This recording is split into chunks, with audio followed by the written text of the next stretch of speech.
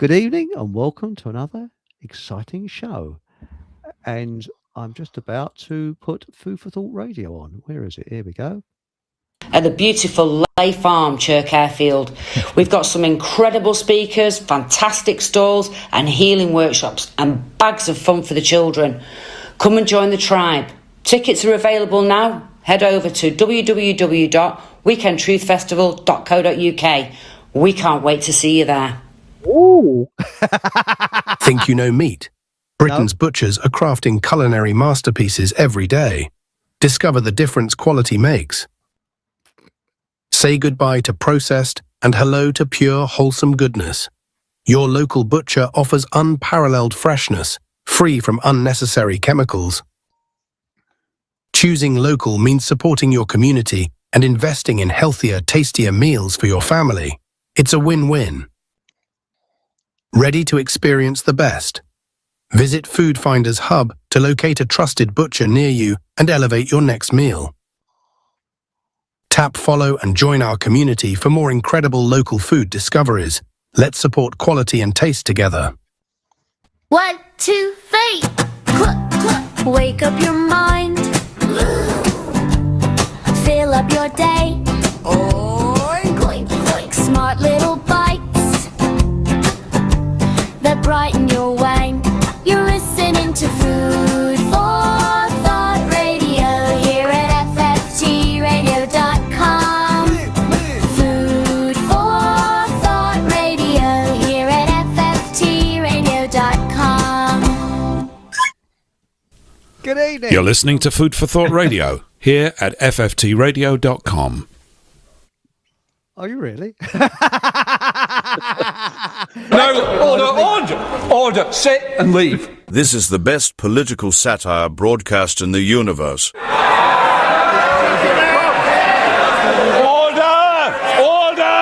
I say to the honourable gentleman, commission. You are listening to Fockham Hall with Eric Von Essex.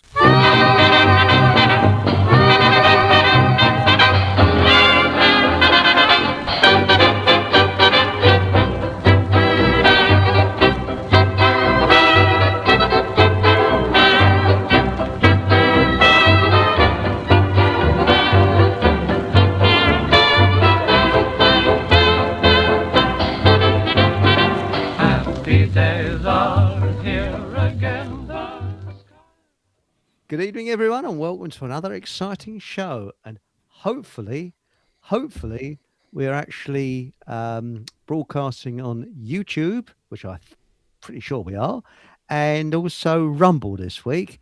And we are doing it through a new restream, thanks to Paul English. And I'd like to introduce the team this week. We've got from the first one on was His Royal Hanorak. So welcome, Mr. Here's our Transport Minister, Fockham Transport Minister. So evening, Mr. Hanorak. And the second person on. You okay? I'm very well, thanks, and I hope you're very well as well. And the second, hang on, I think somebody else is trying to get on, aren't they? No, everybody's on. There we are. So excuse me, I'll be clicking some buttons and things because I'm actually on Restream, which is very different. And second on was Patrick, our cheese ambassador, and the last Zulu outpost as well in Wisconsin. So welcome, Patrick. Yeah, thank you. You're going good on Rumble and YouTube. Oh, thanks, mate. That's much appreciated. It really is. And last on was Paul English. Good evening, Paul. I'm only here for the technical trouble, Eric. I'm So only here for technical trouble. So you've only got your technical trousers on at the moment. I've got my technical trousers on, yeah. Now, it keeps telling me somebody wants to come in, but nobody else wants to come in, so I don't know what's going on. Now, let's have a quick look in chat, and I need to press a button to look at that. Ooh, hey. So the first on was Asperger's as Fudge. He was on at, he was on very early, about 10 to 8. And we got here he wants a two-fingered salute to Sir David Attenborough. With my pleasure. To Sir Why, what's he David done? Attenborough. What's I he can't done? stand the bastard. I just don't know. I just can't stand the bastard. Oh, he's one of these.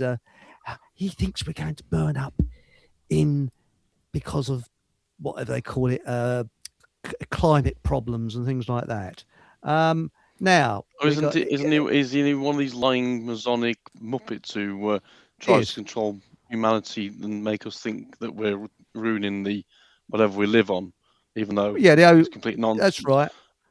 And I'm He sure he wants us. still flies around in a private jet, etc. That's it. He wants us to crap in a hole and use wholemeal toilet paper and that sort of stuff. You know, that's what he's into. But he is nearly Toss. 100. He is He's 100. gone He's past not that nearly now. 100. He is. Yeah. Is he? Yeah. I Yeah. actually quite like him just to run counter to your ebb and flow, and I actually think he's compromised. So there you go. That's my two penneth worth. Is that why? I think that basically they take public figures, and then they make them some kind of an offer they can't refuse, and they've got to do it. So. That's probably it. And I'm beginning to like this restream as we're going. And thanks, Patrick's just confirmed. Thank you very much that we're in Rumble as well as YouTube. And also, if you notice, I'm on my old computer because the microphone works on the old computer, and it didn't when I used Rumble Studio. Isn't that weird? That's very weird. And Casbar has said, "Hang on, what have I done? Show. That's it. That's it. She said, I'm delving into Morphic Resonance after reading Andrew Johnson's new book. So there we go. So now, Morphic Resonance. People wonder, what on earth is it? And it's, you've got to actually look towards Rupert Sheldrake, who I think is an amazing scientist, one of the best. I think you like him, Paul, don't you? You're a I like Rupert. Sheldrake. Rupert's a jolly good guy. Yeah, he's very softly spoken and he's really good. And he likes to talk about consciousness, which is quite interesting. You know, like he can't wait or anything, all that kind of stuff. He's not so much against, but he basically points out a lot of the fallacies of the purely materialistic view of the universe, which I think is great. And he also, what I like about him is he speaks to anybody, it doesn't matter how intelligent they are, and he speaks to them in a way that relaxes them, and he's not snobby at all. Like a lot of these sort of, these people talk, there is sort of white coat enthusiasts that talk down to people. He doesn't. He's on your level. Any level you want to be, he's there. And that's what I like about him. And now, does Rupert Sheldrake, now, the thing is, resonance. Now, what happened is a chap called William McDougall, who was an American, actually. In 1920, he did an experiment with rats, and he put them in a water maze. And then he had, in this water maze, a bright light that looked like an exit, and then a real exit that was in darkness. Okay, but where the bright light was, that the rats would assume is the exit, because animals always go to the light, even humans do. They got a small electric shock when they got on there, so they went towards the light, went oh, and they go oh again, and they're swimming around trying to get out of this bloody maze, you see. Well, it took them, some of them, up to 300 times to work out that you go up the dark passage to get out. Well, then the average was 165 tries, and that was with the first generation.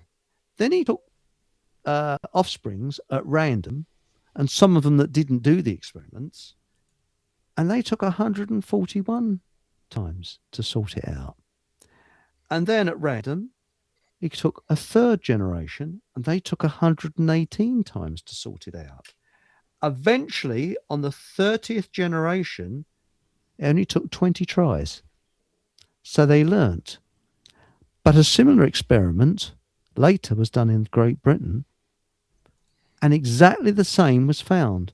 Rats had actually learnt that how to get out of that maze. How did that knowledge travel from America to Great Britain? And there was no relation between the rats. And it took them an average of 20 to get out. And again, that was this morphic resonance, what it is laid down to. There are other strange things like dogs will get up and wait by the door when they know that their owner is coming home, and their owner may be up to 4 to 5 miles away, which again is very, very strange. And I've had experiences of morphic resonance, which you could call it that, where I've been in a meeting where we're trying to do problem solving, brainstorming sessions, and you come up with an idea, and you just comes out of your mouth, and somebody else or another person comes straight in with that idea that you thought. But the most extreme case was we had this problem with I can't really explain it, but it was like a spiral staircase. And what happened is Akinsa decided to drop the height of this particular building down by a meter, okay, 1 meter, to save money. But that caused horrendous problems with heating and ventilating, suspended ceilings, and Christ knows what. And we had this almost unsolvable problem. And we were sitting round, and the clock is ticking away because there's a penalty clause. If you don't get the design done, we wouldn't have to pay it, but the client would have to pay, you see, and or people are, paying us. And we just couldn't solve it. And instead of working late, the senior designer said, look, all go home. Let's come back tomorrow morning with a clear head and we'll try and crack it, you see. So we all went home. And then I did what I normally do, try and think of something else. So your subconscious is sort of working on it. That morning, about 3 or 4 o'clock, I woke up.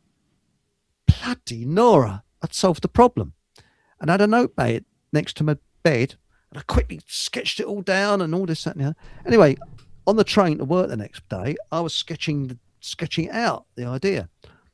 Now, when I got in, I had a cup of tea or coffee, and I hadn't met anybody, any of the team. And we went into the meeting room because other people were in different sort of areas of the office.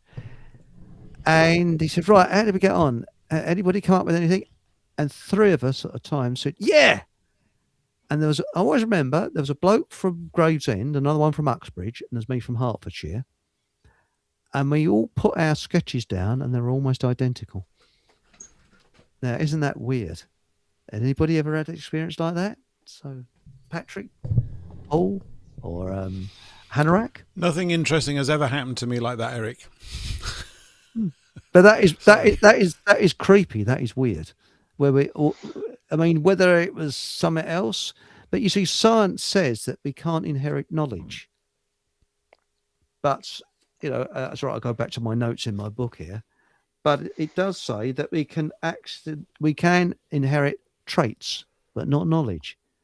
But these scientists were showing that they're inheriting knowledge. Well, I often wonder whether things like dreams, there's a song in there somewhere, we dream the same dreams. My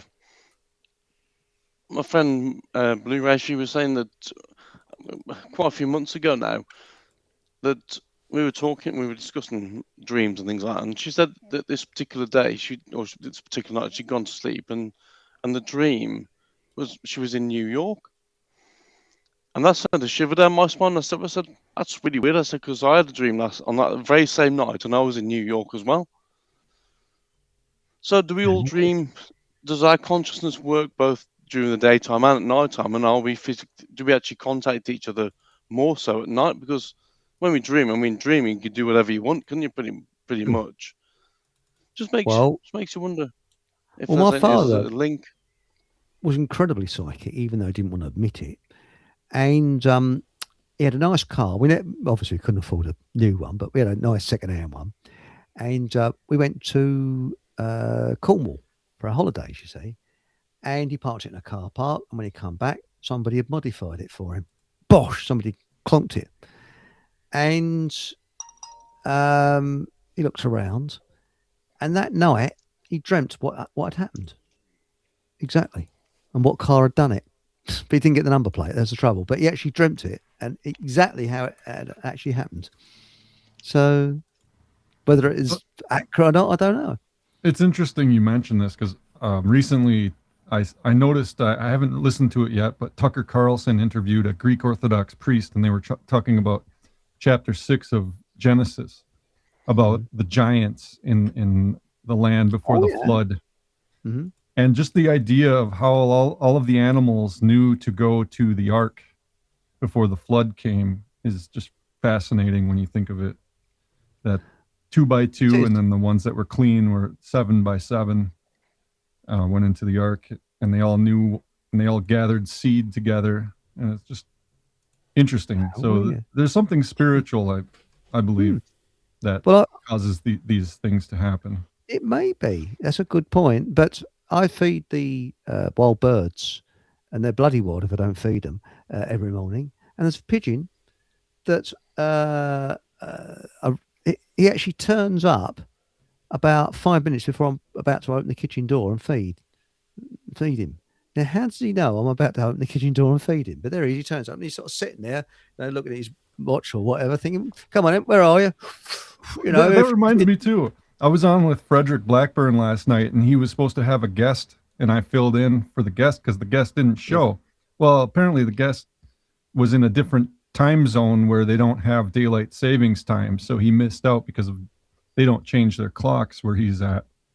And I think that the animals, we used to have pigs and cows and all of that, and they don't change the clocks for daylight savings time. Then when they get their feed, they know they're getting it at a certain time. So when daylight Yeah. savings time comes around, it really messes with their internal clock of when to expect to be fed and that sort of thing, or milked or whatever it may be. Oh, I have sorry, carry on, mate. Carry on. I have a It's all right, similar mate. Yeah. observation with there's a couple of crows that come down and well, they land on the buildings across from where I am. And I took them some little cubes of cheese out, and within a second or so of me chucking it down they come and pick it up and fly off and eat it, or go and drill it on someone else's. There must be cheese lying everywhere around this estate now. So with these the pigeons, the crows have come down and take off with it. But I find that there's a lot of resonance with wildlife and animals in general that you can. Yes. I mean, I remember many, many, many moons ago. I've been out on the bike we've been out for a cycle ride, and we stopped this gate, and all these cows came down, and I was basically just talking to these cows, as weird as that may sound. And this one particular cow barged everybody else out of the way, and I was stood there talking to this cow for about an hour and a half, just stroking her and run her head and all that. She was she'd chew any other cow that came anywhere near, she'd chew them off. So that we obviously do link with other beings as Oh well yeah. Yeah. as people. Probably Yeah. more so with animals, to be fair. They I agree seem with to be you. more understanding Yeah. than many people. Well, I'll give an example. Okay. And I'm going to be talking about my bush now in the garden, and I've been trimming my bush in the garden. And yes, everyone's going. No complaints yet, then. No complaints. No complaints. No. Now I've got this flowers. As I think I've sent some pictures to you, Paul, didn't I, of my front garden? You did. And it's a snail's knocking shop. And I can't remember the name of the bleeding flowers. I wrote it the first down. thing I thought of. What's that? That's the first, when you said me that, the first thought across my brain was, that's a snail's knocking shop, Eric. It certainly is a snail's knocking shop. What's it called? Named Shell Out for Sex or something like that. I wrote the bleeding name of the plant down. I can't find where I wrote the plant name down. Oh, Campanalia. That's what it is. Oh, it's very camp. They're all gay then, are they? They go, oh! Well, the snails change their sex, so there we go. Anyway, what I was going to say is underneath this Campanalia, the snails don't eat the Campanalia. And my bush has flowed over the front wall, and it's sort of it looks. Although I've said it myself, it looked quite nice actually. Now the snail poo is the fertilizer, which is fertilizing the ground. That's why it's growing so good, because the snails are pooing everywhere. Because I mean, let's face it, a fertilizer is worm poo most of the time, you know. Anyway, my neighbour kills snails, just literally, and she's got Campanalia, and in her garden, they've gone nowhere. They're just sitting there, and they haven't even grown further than a couple of years ago when they were planted. So every bit of nature works with another bit of nature, and that type of thing. But yes, now what was it? Just a quick question on that then, with regards to Yeah. plants in particular.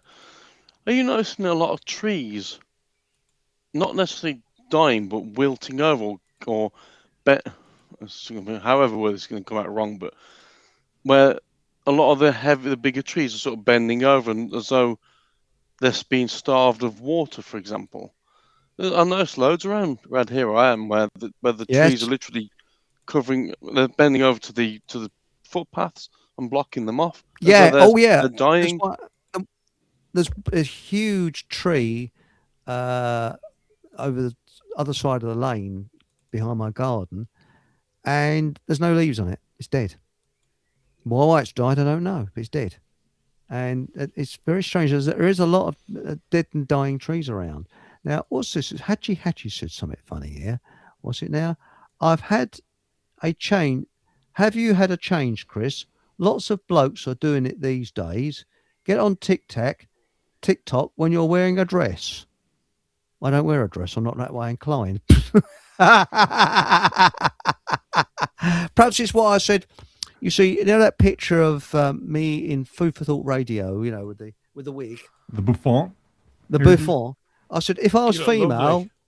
well, if I was female, I'd fancy me, do you know, but I'm not female. But I'd have to not be me to fancy me, wouldn't I? If I was female, so I'm not female, so I can't. That can't happen. You've lost me there, so yeah, we'll go with that. Well, look, let's put it this way: if I was a female, I'd fancy me. See, but that person in the photograph wouldn't be me, would it? Because I'd be me. This is getting very complicated. Isn't It's it? very This is what to complicated. do with morphic resonance. Yes, it's something to do with the chemtrails or something. Have you Does got that make have you sense? got a bad case of morphic resonance then, Eric? I have. Is it Yeah, catching? well, I found it difficult to sit down today because of the morphic resonance. Yeah. Yeah, there is that. Yes. Well, resonating sound vibration is good for our health anyway, isn't it? Let's be honest. I mean, we've said many times on here before, the bells and stuff like that would heal us, and organs. Mhm. Again, not that organ. Organs in Yeah, I like churches would organs, you know. heal us. Yeah. You know, the vibrations that have been taken away from us that should be keeping us fit and healthy. We wouldn't need Big Pharma if we had all those bells they destroyed during World War One and Two. If they were still in situ in the buildings that they were, we'd probably all be fit and healthy. And the old Right. system of healing. Have you ever read Plato's Republic? There's certain scales in music that evoke a certain passion, and they wanted to ban certain scales as being something that promotes disorder in society. And a lot of those, like I don't know what you would call them, certain modes of music create either like a positive emotion or a negative emotion. That some like a minor scale makes you feel sad, whereas a major scale is happy. So these things, I think, have you know, they're effective in promoting right. emotions in society. I mean, I asked Monica Schaefer this, and I think the reason Germany lost World War II is because whenever you see films, they have this bloody incessant drumming music. It must have driven them up the wall, you know. Yeah. The wall. Where did this bastard with a drum come from? But you see, I know. the thing is- I've looked this up. It used to be used in rituals involving animal sacrifice and human sacrifice to blot out the Really? screams of the animal heavens. dying. Well, they Yeah, would but- kill an animal. I mean, when you kill Yeah. an animal, it's not always pleasant. You don't just not make noise, especially if you know you don't get them right away in the right spot. So Yes, you got a good that was point. that's one reason that they do it, just to keep people from hearing the screams and being affected by it so much. Well, it'd be as in films. Whenever you see at the Allies, though, they always have violin music, and a full orchestra. Have you noticed that? And a certain thing that we're not allowed to talk about, beginning with H. Whenever they show you that, there's always a bloke on the or someone on the fiddle going. Have you noticed that on the films? And now we go over to the camps. It's to sort of give that atmosphere, isn't it? But now Was it Keir Starmer? Because he's always on the fiddle, isn't he? That's right. That's a good point. Yeah. The Pink Planet said when my son was 2, he got in a cow pen. When I actually lost my cap in a cow pen, and I tried 20 on before I found the right one. And when I was tending a calf in the pen next door, when I got out of the calf pen, I saw my son in the middle of cows with them listening to him chatting away. Yeah, that's right. That's amazing. Yes. They can cows sense fear. Really? Animals can sense fear in people, yeah. If you spend enough time around them, if you're skittish, they'll be skittish around you. If you move slowly and naturally and act like you don't pay attention to them, sometimes they calm down. That's interesting. But I guess I know that when sheep go to slaughter, they know. And is it the same with animals? They know when they're going to go for their, last. It depends on the animal and how smart or stupid they are. Like pigs. If you slaughter a pig, the other pigs, it's like nothing happened. Really? There might be a little bit of running and fussing for a moment, and because of the noise, but then they stop and they go back to doing what they're doing. Yeah. Good heavens! Not like cows. Cows are a little bit more attentive. I suppose the thing is, from a pig's point of view, I suppose if you've just got rid of Bob, they probably think, well, I can take his now. Yeah. Thank God he got rid of him. I can have his mud bowl now. But and now we got here. What's this? Alice Gorgeous says our council spent thousands on the town centre planting. One tree is dead so far. Yeah, our council did that in the town centre. And were they reconstructing the town centre and putting miles and miles of bleeding cabling under the ground? Has that happened anywhere new? Paul, has it happened near you? I know it's happened near you, Patrick. And what about spending a month of Sundays just laying paving down, but putting loads of cabling underneath? What is that for? Oh. Yeah, digging trenches. They're forever doing that here. They'll dig up a road, relay it all, put it all nice and neat and tidy, and then the gas will turn up and say, "Oh, we've got to dig it up again now." Now you've got it nice and smooth and no potholes. We're going to come and dig it up and put the potholes back, basically. And but you never see anybody around them, do you? They'll cone off a section of road for like 3 weeks, and you walk along there and think, well, nothing's changed. The surface of the road still looks exactly the same, and I've not seen anybody stood around here actually doing anything. That's right. That's right. But I think it's just there to inconvenience people more than anything else. What's happening in your neck of the woods, Paul? Because are they always digging up the bleeding pavements where you are, or is it J posh they don't do that? Because it is a bit posh around where you are, isn't it? Where's he gone? Paul. Mr. English.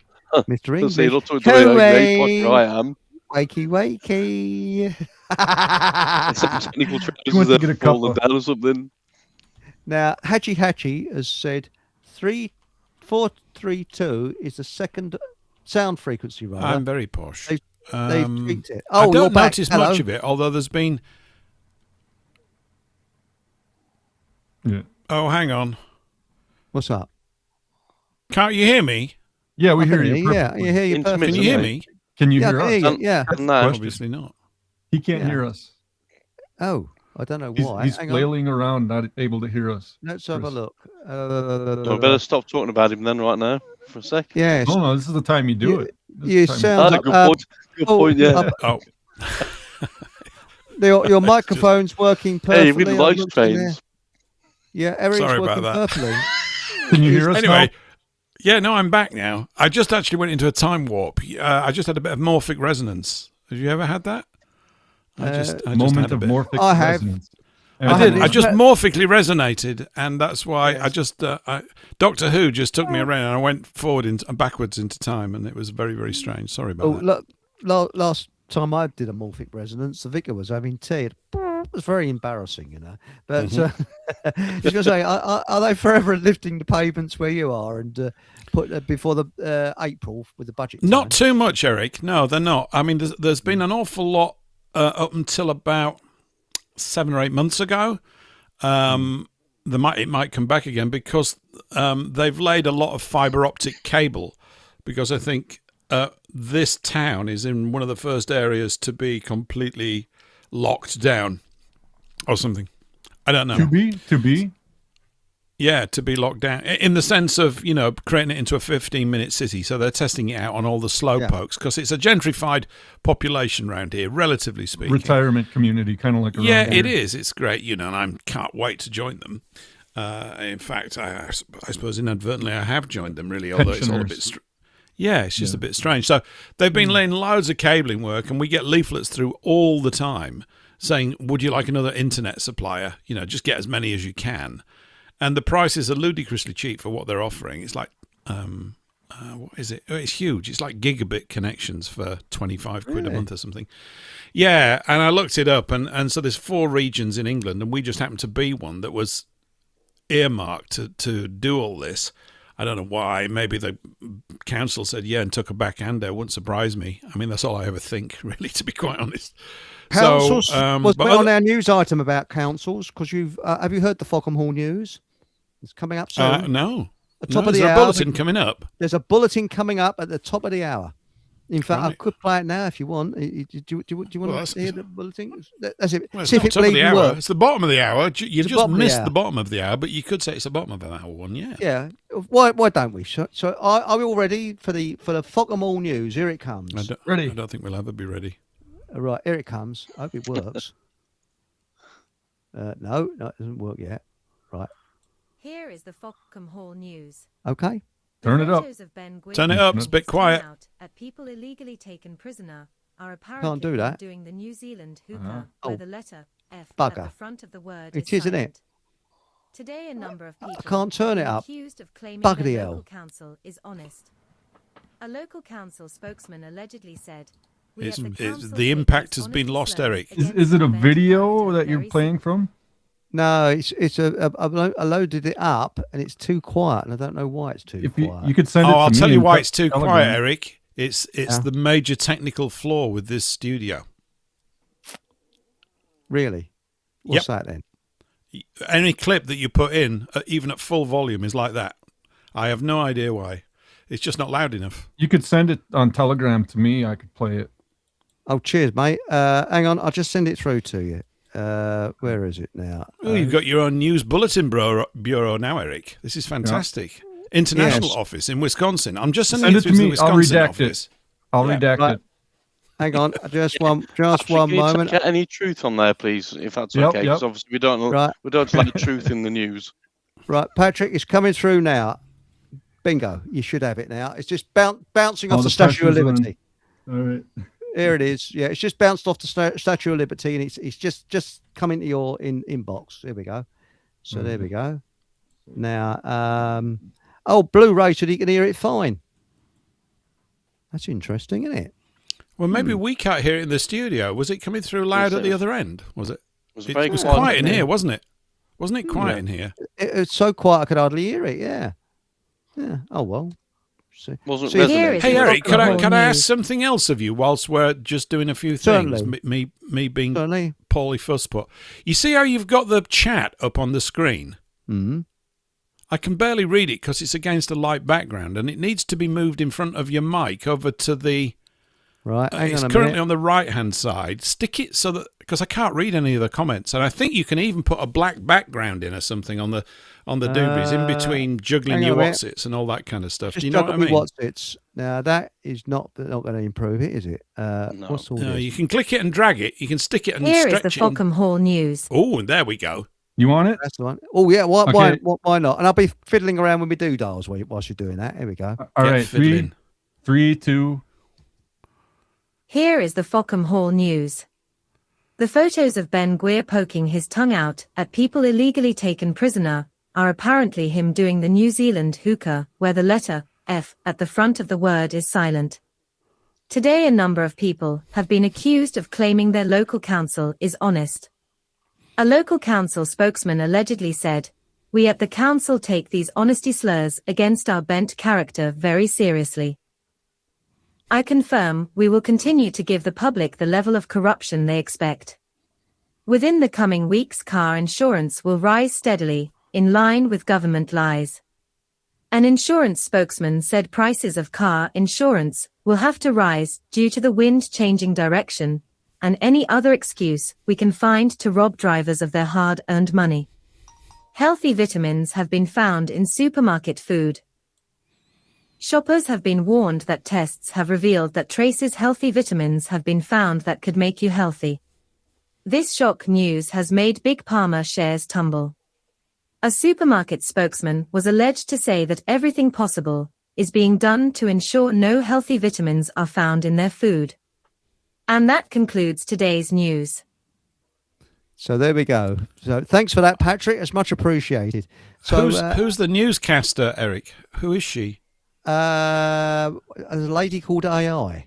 She's got a little bit of a pronunciation problem. She like has Parma instead of Pharma. That's right. And the hacker, because it should be hacker. And that bloke in Israel was poking his tongue out. He was doing Ben the hacker, Guvir. where the F is silent at the beginning of the word. Eric, Yes? Eric, do you think we could get Alice Gorgeous to be your newscaster? She could That read it would in a be gorgeous way, couldn't she? Come on, Alice. Now, Alice said, "Please scroll up and read my comment to you." Okay, right. Hang on, that's what she said there. Hang on. Now, is that screen better, Paul? What do you think? Can you read the stuff better? Yeah, it was not for me because I can read it in here in the studio. I was just thinking about the viewers on Rumble and YouTube. It was pretty difficult to read. So that's clearer for them all. Yeah, absolutely. Is this the one, Alice? Sorry, carry on, mate. You could always repaint Jeremy. Yes, repaint him black and then be able to see them. That's right. Yes, I could do that. But now, Alice Gould says Oxfordshire is making some roads no car zones. Even the effing Romans would object. Yes, that's very true. And I agree we're all going here. to resist this as much as possible, a bit like the digital ID. Yeah. I we're all going to be fighting back and saying no. Now, Mike Mannis has summed it up perfectly. Local councils are cesspits of corruption.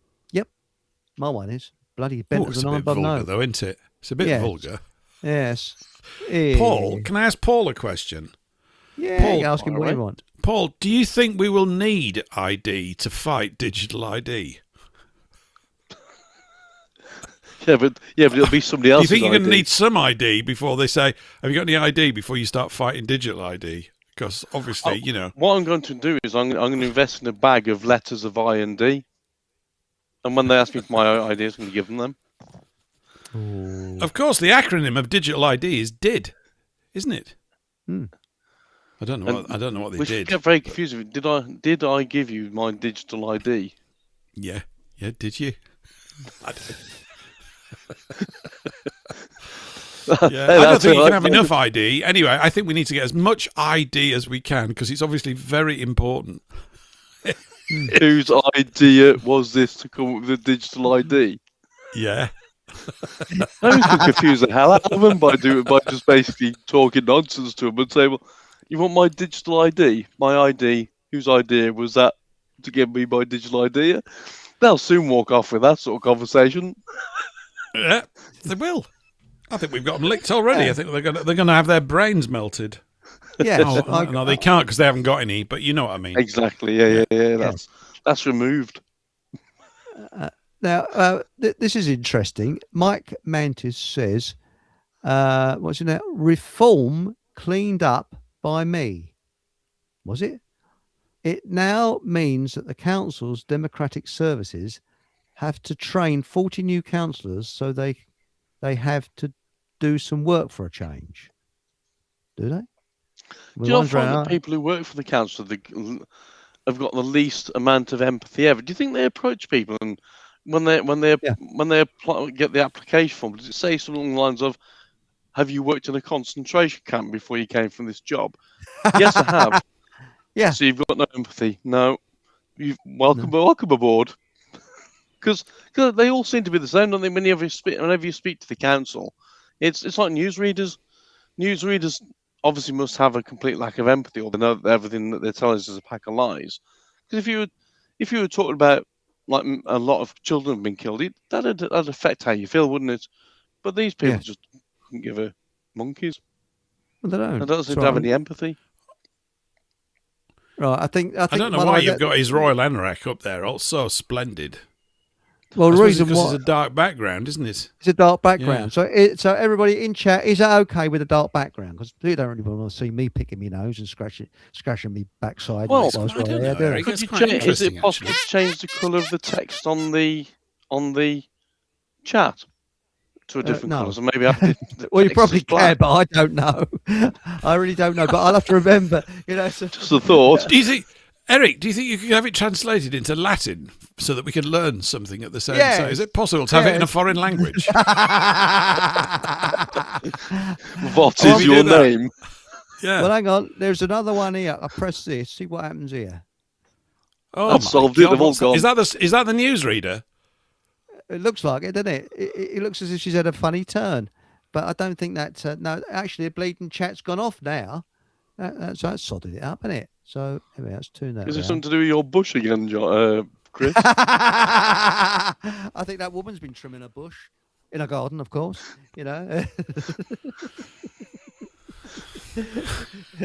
It's Sunday. Could you have a bit of decorum? Mad. You're in England. Remember who you are. We've had no fart jokes for weeks. I bet we have. I bet we've had loads. It's just that we've become completely inured to them. There's just bombardments of them. We basically screen them out now like little dumpos. I don't know what's going on. There's bound to be some. I was on my way to work this morning. On my way into town this morning. I noticed a plum shouting and screaming for its life. I could only assume it was a damsel in distress. Oh, bloody hell. Oh, that's a real cracker's joke, isn't it, that one? No, it's a great dad joke. Someone needs to record all these dad jokes because we do need the annual Fockham Hall Book of Dad Jokes. Yeah. There's tons. And buy them for your friends. And what we can do on the back cover, you can say, brought to you by Eric Von Essex. You can have that photograph of you with your bouffant hairdo reading them out. There's an audio book. Yeah, and then we could run a little ad where somebody gives it to a small child and they end up in tears when they see your photograph on the back. Come on. It's all there, Eric. We just got to put it all together. It's brilliant. Good point. And Hatchie something that's very disturbing for me. He says, new technical equipment is going to fine you for farting in your car. So I'll be on bleeding super tax for that. What about picking do they mean they fine someone for going and farting in somebody else's car? Well, my cousin actually farted in the Queen's car, in the Queen's limousine. And what happened is he was in the windscreen business, and one of her limousines was having a windscreen fitted by one of his mates. Right. And he said, bloody hell, it's a nice car. This was years ago. He said, yeah, it's Queenie's. He said, oh, in that case, I opened the door, got in and broke wind and then closed the door again. So, this is a cousin of yours, Eric? Yeah, it's a cousin of mine. Is this a sort of family trait or something? What is it? It's just sort of, it runs through the bloodline like a curse. No pun intended. But well, you've heard the bus joke, haven't you? But hang on, what is it now? Leave You're Eric a bit quiet, alone. Eric, every now and again. You're a bit away How's from that? the mic or something. How's that? Yeah, get on it. Yeah, that's it. Leave Eric alone. His trousers are fine. No, I've got shorts on tonight. Now, is that what the glow is then? Well, apparently there's been a sighting of a polar bear in Hertfordshire, so might explain it. Yeah, it's just, by the way, do you know how to catch a polar bear? Anybody? Have you heard this before? How to catch a polar bear? Probably, but you're going to say it again anyway. Well, so this was on Survival Steve's show, and he wasn't taught this in the army. This is proper survival, and you get this from the Eskimos or Inuits and that. You see, if you want to catch a polar bear, you drill a hole in the ice, and you put peas around the outside of the hole. And when the polar bear comes for a pee, you kick him in the ice hole. So there we go. And how do Eskimos? Another build their dad joke. homes? There's been loads tonight. Yes. There's been loads of dad jokes already. They're brilliant. How do Eskimos build their houses? I assume he glues it together. Oh dear, oh Lord, oh dear, oh Lord. No one's anybody taking notes. There's a bloody fortune to me here. Fuck them whole book of dad It's jokes. really bad for now. That's right. I know. That's right. And, A damsel in distress. Bloody hell. I made that one up on a walk this morning. Guess what's floating in my water? Glad I wasn't with you. Bloody hell.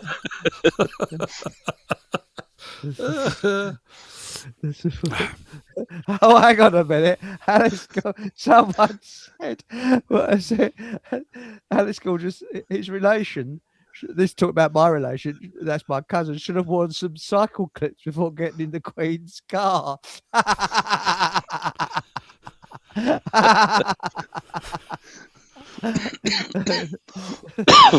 Oh dear.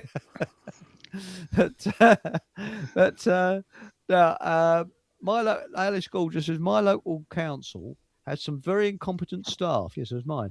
I've had 3 removed so far. So somebody in Shropshire Council has paid an absolute fortune out for us to put in a cycle path alongside Shrewsbury Railway Station, which has turned what was effectively a two lane road into a 1-lane road. Oh, I'm against that. That's terrible. And I've never seen a cyclist actually use this cycle path at all. It's just and yet they soon come knocking for their bloody council tax. Well, hang on a second. I could have saved all that money on my council tax for the crap that for putting that in situ. I agree. And Alice Gorgeous says fucking fantastic jokes. FFJ. There we go. Yeah, Alice is getting creative now. Now that she's about to be a newscaster. Yes. Well, you would like to be the Fuckham official newscaster. Because have you noticed, Patrick, sorry to be rude, Patrick, but why is it all the AI has an American accent? Have you noticed that? You don't have any English accent. What? I came up with that AI for the front of your show. That's kind of a British accent, the English. Yeah, it's pretty good. Yeah, it's pretty good. I thought you did. I thought I did a good job there, Patrick. By the way, Patrick, not to embarrass you, but I've noticed that on the screen you are a bit PC. Yes, I am. Yeah, that's my name. PC, personalized computer. Yes. Yes. But, that was a good one about the igloo, though. I like that. I'm going to use it. Sold. What? Knock knock. What is an egg? Answer. It's an egg without. It's an igloo without a loo. That was the old one, wasn't it? An egg. Oh God. That's super dad bad joke. That's great. Was it down with psychopaths? I don't think so. That would be rather uncomfortable, wouldn't it? And psychopaths. So there we go. So down with psychopaths and psychopaths. That's it. But this is what I'm against: them making roads narrower for cycles. Why? Why should they? I mean, I think they should change the law where you can cycle on the pavement, providing it's safe to do so. What's wrong with that? Because invalid cars are allowed on the road, on the pavement. Why can't cycles be allowed on the pavement? You know, not the little blue cars though. Remember the little blue cars they used to have? What they call the Inva cars. Oh yeah. Oh yeah. Drive them up the path, would you? No, you wouldn't want to do them. The little 3-wheelers. You remember them? No. Oh, I remember them. Yes. Little blue. Yes. They. What was his name now? Who was that geezer? Paul, you're a similar age to me. He died. He's a racing car bloke, and he started going on these. Graham Hill. Who remembers Graham Hill? Graham Hill. I remember Graham. He turned an Inva car over to prove how unsafe it was, and pull him out. He turned it task over tit, and all this, most of the crew had to come along and pull him out of it. But I think did he die in a racing car accident? I think he did, didn't he? Helicopter accident. Was it? No, light plane.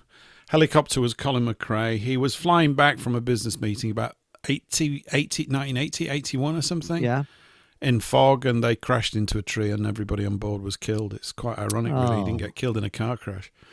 Oh, the amount of car racing he did, but Yes. yeah, it's quite. Yeah, I liked him a lot. He's a great dapper gent and very funny, very dry sense of humour. Yes, very dry sense of humour. Very funny guy. Yeah, great. And an excellent moustache, of course. Yeah. I mean, do people have moustaches like that anymore? No, they don't. It really was quite. Yes. Yes. Yeah, we need more testosterone tablets or moustache tablets or something like that. I don't know. Sterling Moss died recently, didn't he? Because Sterling Moss. Did he? The strange thing is he lived in London and he used to go around London on his motor scooter. So from a bleeding Formula One racing car, he went on a motor scooter. It's like, yeah. You wouldn't have thought that. You know his house was full of gadgets, don't you? You know, he was a complete sort of techno freak. He was absolutely full of lifts and levitating dogs and things like this, or whatever he had. He had loads of stuff in there. Yeah, and he was. Was he Inspector Gadget in a previous life then? Yes, absolutely. Go Gadget legs and stuff like that. Or was that before your time? It was a bit before my time, but I did become familiar with Inspector Gadget a bit later on. I found it rather implausible, to be quite honest, Paul. It just didn't make any sense to me. Well, explains a lot, doesn't it? The Sterling Moss broke his leg, didn't he? Because he fell down a bleeding shaft, accidentally fell down his lift shaft, didn't he, in his house? Yes. Seriously. Yes. Yeah, no, he did. Yeah, he survived a few knocks and bangs, that lad. He certainly did. Do you not think that? I always think that lift maintenance is a up and down job. Oh, dear. Yeah. Oh, that's a real dad joke. But of course, looking after horses is a very stable job. It is, isn't it? Yes. Looking after, sweeping up after cows is a bit of a job. Yeah, it is. Alice Gorgeous has got a beauty here. This is a crack. That's a rather personal observation, Eric. She certainly has got a beauty. I like the joke about breakfast at Digitas. It's Cheerios. Sorry.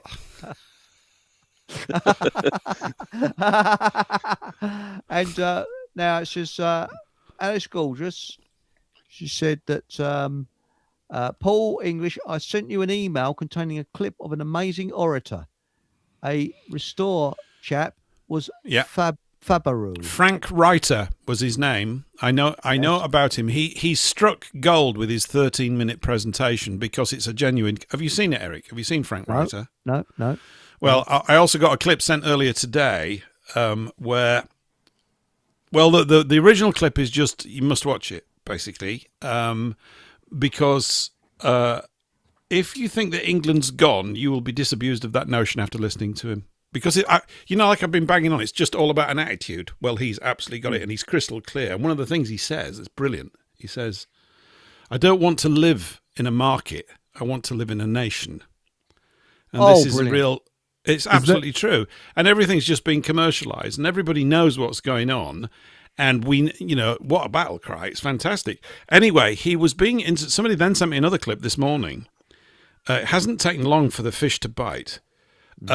Because he was being interviewed, I think, by some Jewish journalist who, during the course of it, accused him of being anti-Semitic, which it's taken about 3 days, right? Which shows you how potent his message is, right?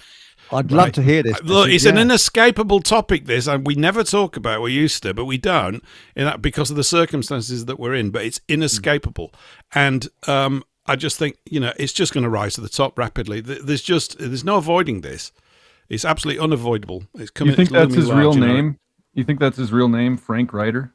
I don't know, but I'm quite happy with it. Do you think, do you think Eric von Essex is Norman's real name? No, it's not Norman's real name at all. Frank Reiter, though, I like that. We've all got a series of pseudonyms. Yes, we got to. But now, I like this one. Why do cows have hooves instead of feet? Because they lack toes. Lactose. Yeah. Oh, that's straight out of Christmas crackers. And now, apparently, there's so Alice Gorgeous is saying there's a 2-hour interview with him. Where is it now? There's a 2-hour plus interview on YouTube. With DJ Beto's just written about it with Peter McCormack. Yeah.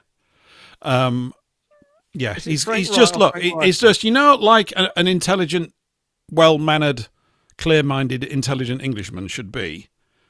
That's what you've got, and Put a there's link in loads the of them. chat. There's loads of them. There's loads of Yeah. people like that. Present company included, I would suggest, even though I know we have a laugh and a giggle for all sorts of reasons. But I think it's definitely the case. And it's going to take a small clutch of people like that to do it. We'll just see how it all goes. But there's still some I still think there's some big adult points that are going to have to be brought up that everybody shirks away from. I don't think we do. We're just kind of tactically sound about it. But they're there. They're rising up. You can't get until they're sorted out. Yo ho ho. Anyway, you're quite right. I mean, there's been a big chat on my Telegram channel in today. I don't know if you saw it, and it's about David Irving. Now, David Irving is still alive. I'm sorry to hear he's not very well at the moment, but he wrote. You think when you think of David Irving, you think he was a historian for World War II, but he did talk about the Hungarian uprising of 1956, and that has very strange parallels to what's happening in this country at the moment, which we can't go into, obviously, on air. But his book is very, very good. Sorry, he's going to say, Patrick. He spent time in an Austrian prison, didn't he? Like 6 years? That's right. Couple of years, I think it was, Patrick. Only a couple? But 18 months, something like that. Yeah. For something he'd said sort of like 20 years prior when he was on a visit through there. Yeah. It's all completely, it's the same old trail. We don't need, we all know. Yeah. Just taking it back to the resonance thing just very quickly. I know you and I were talking before we came on air, Chris, about you've been feeling really tired. I've been feeling very tired, having afternoon kips and stuff like that. Is anybody else finding this both? I'm the complete opposite. You just need a slap in the face. Wow, mate, I'm complete opposite. I'm up at 7 o'clock every morning, finishing at like 1 in the morning, and I just can't wait to get out of bed. I'm absolutely full of beans. I'm serious. Constantly. Wow. So constantly. This sort of thing and I put it down to consuming the extracts from bull's liver. I'm serious. I do. What? I eat the bull's liver. I take these bull's liver capsules. My son said, get this. It's called optimized male. So I'm optimized now, as you can tell. No, wait. Talk a little more about this. Is it the gall? Because there's the gallbladder right on the liver. Nope. No, it's not. There's an English company called Ape. Seriously, and I like monkeys, so it's a good name, isn't it? Called Ape. And my son's both of them been taking something else. They said, Dad, you want to take this? And so I've been very slow to do it, because it's not that I don't agree with it or anything. If I get a bottle of these things, I sort of have one and then forget about it for 3 days because I'm busy doing stuff, right? But I feel brilliant. And I'm in my mid to late 60s now, and I do. And I feel all back to being sort of fully wired up and a right pain. And it's great. I think I might even be able to become irritating soon again, which is going to be quite fun. But it's fantastic. So I've got tons of energy. I'm out walking for an hour at a time. I do all sorts of stuff. I do 40 press-ups a day. I shout, and then I work like mad. It's great. But what about the other? What about the other thing that we can plug? That your sons sell, which I've got. Nickel.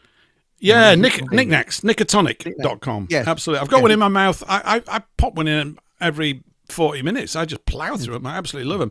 So I'm sure that's actually, Brian Ardis, Dr. Brian Ardis, who's been the sort of champion of this for the last 3 or 4 years, really. And he comes across in waves, doesn't he, across all the Telegram groups. Somebody sent me a clip of him today talking about tobacco, tobacco, right? And I think the Greeks called tobacco the panacea of health. That means it cures everything. It's a Greek word, right? Panacea. And he's talking about he makes poultices out of it. He soaks it. He washes his scalp with tobacco juice. Everything. It's amazing stuff.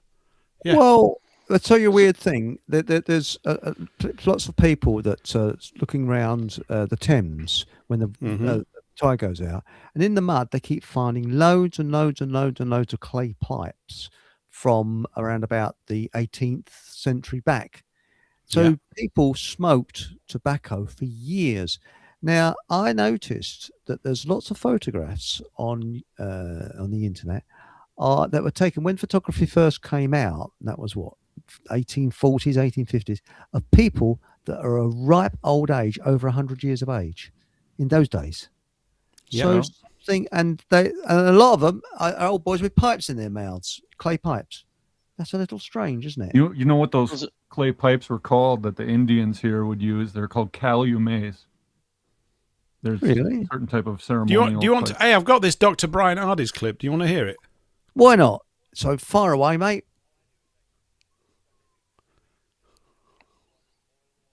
No, I think are we there? That was good. Can you hear that? Yeah. Nope. No. It sounds as if he's in another room. I can't hear anything at all. Couldn't you hear anything? No, No. nothing at all. Oh, that's a bit strange. Should have come through. Have you tried the volume? No, it's not that. Is It's that- a routing problem. It's actually playing right now. Why are you not getting it? No. You should be getting it.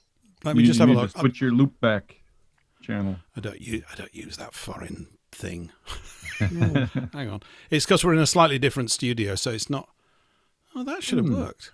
That's very strange. That's weird. Just Isn't it? briefly, while you're talking that, the tobacco thing is obviously a reason why they've been alienated against that, then, isn't it, over the years? Because obviously it is good for us. I don't know. I Yeah. hate tobacco. I don't like it. I like the smell of it. I'll put it. I don't. No, I never got into chewing tobacco, smoking tobacco, any of that. It's no fun. That's a good And then- mention about nettles. Nettles I are like amazing. the smell. There's something about the smell that's good. I like pipe tobacco. That smells quite nice. Yeah. It smells like The ashtray doesn't though. Oh, no, it's no, disgusting. no. Well, I remember when you were allowed to smoke in an office. Have they banned it in America now? Oh yeah, long ago.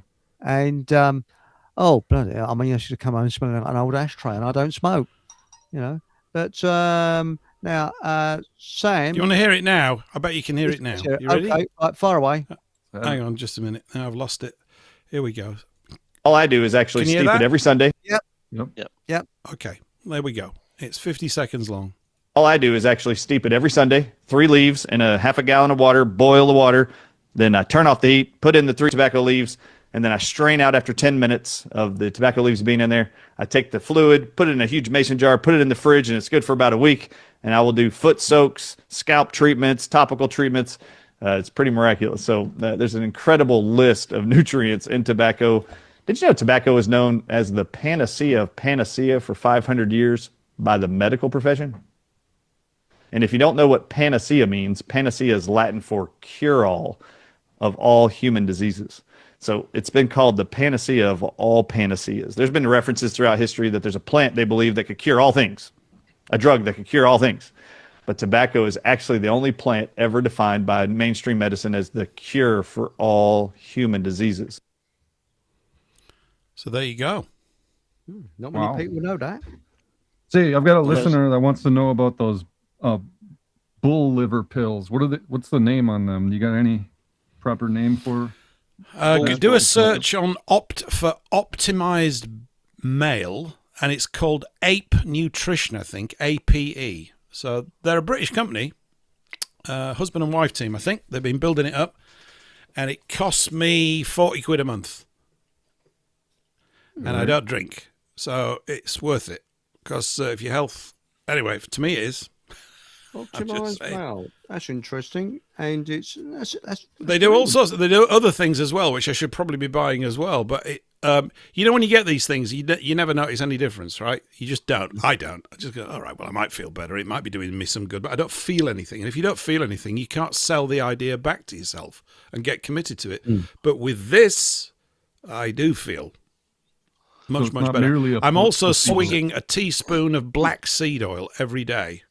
Black seed oil's brilliant. Yeah. It's absolutely amazing. So it might actually be that, but the two of them, black seed oil, they say cures everything except death. I used to make that. Yeah, we had a seed amazing. press. Yeah, it's like What was the liquid, place you got vicious, your- bitter dirt. It's amazing taste. What was that called that you got the bull's milk stuff from? Ape Nutrition or something. It's called Optimized Male. So if you do a search for it, you should find it. They do also ape. I think it's ape nutrition or ape something or other. Ape, APE, capital A, capital P, capital E. I don't know what that stands for. But that's what it is. Yeah. I'm trying to find. I've got some hemp tea over here, or dried hemp. I'm having a tea, but this might explain the dad joke. No, this won't be a dad joke. It's the amount I've got is ever diminishing, and I need to get some more, and it's hard to find. I'm trying to see if they may do it. Ape nutrition. Ape nutrition. That's interesting.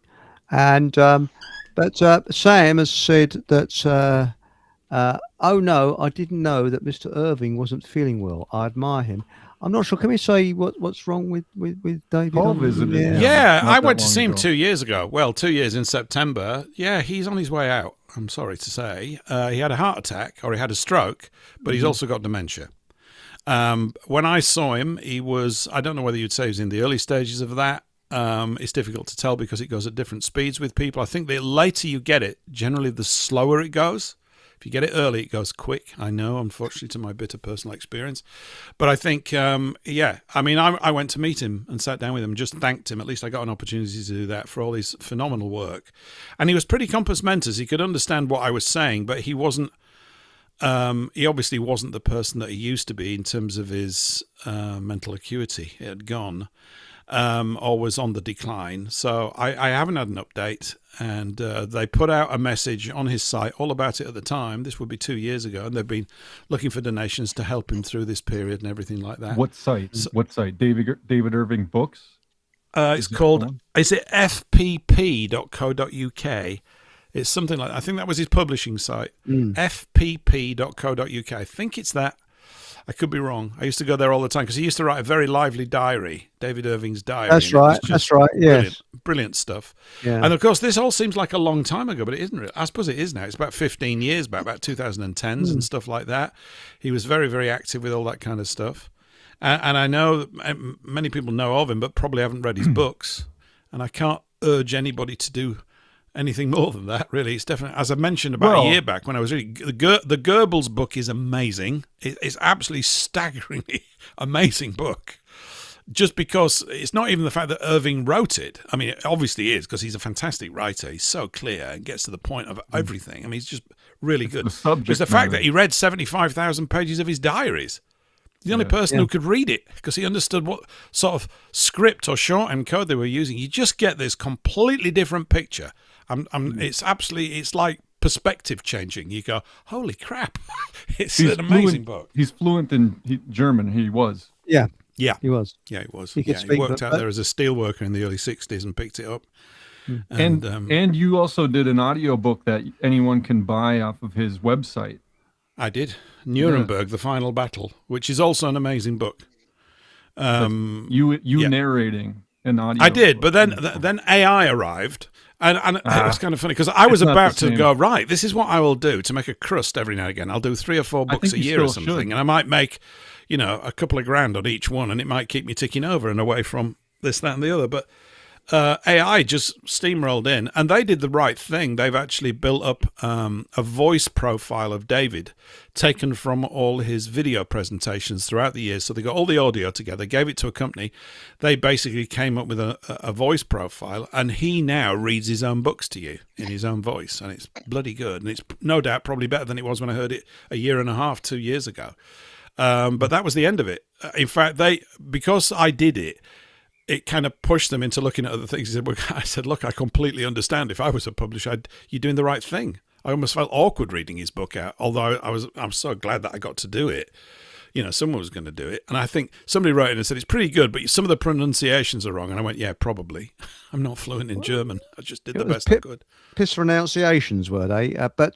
No, just German words that I couldn't get. I probably got the accent wrong. And German's such a long language at times, isn't it, when you've got all these things? So it's I'm not saying I like the sound of German. I've always liked the sound of it, but the idea you can bolting things together to create words that have got 38 syllables in them or whatever they've got, you go, hang on. And I've mentioned before, haven't I, that one of the reasons why I think we've been rather efficient in military operations is that our commands are very short, sharp and sweet. You can't be spending hours saying all these long words. I mean, I'm serious. I'm not. It's not. It sounds trite, but I think it's true. And it's why the word inch and the measurement itself is way better than centimeter. 4 syllables compared to 1. We're going to win. They group words together in a way that's just convoluted. And what about the LP Ear Splitting Loudenboomer with Steppenwolf? And that is actually slang for the sound of an atomic bomb going off. Ear Splitting Loudenboomer. That's quite good, actually. Hey, well, I reckon you, Chris, you'd actually enjoy rail travel in Germany because every station, the announcement starts with fart. I noticed that. It does. Yeah. I don't know if it's departure or what it means, but fart. Fart. Yes. And I had a very embarrassing situation because it's just like Benny Hill. It was at a station. I was dying to go to the loo, and the door that was what was it now? That was it. I saw a lavvy there, and there's male and female. But when the door was opened, it covered up the female sign. So you walk into a female's toilet thinking it's a male's toilet. Bloody, just like Benny Hill it was. And I walked in there and went, hang on, it's a bit strange. There's no urinals or anything. And somebody came in and said, yeah, it's just loads of people are doing this. And there's a German person who said it in fluent English, absolutely fluent.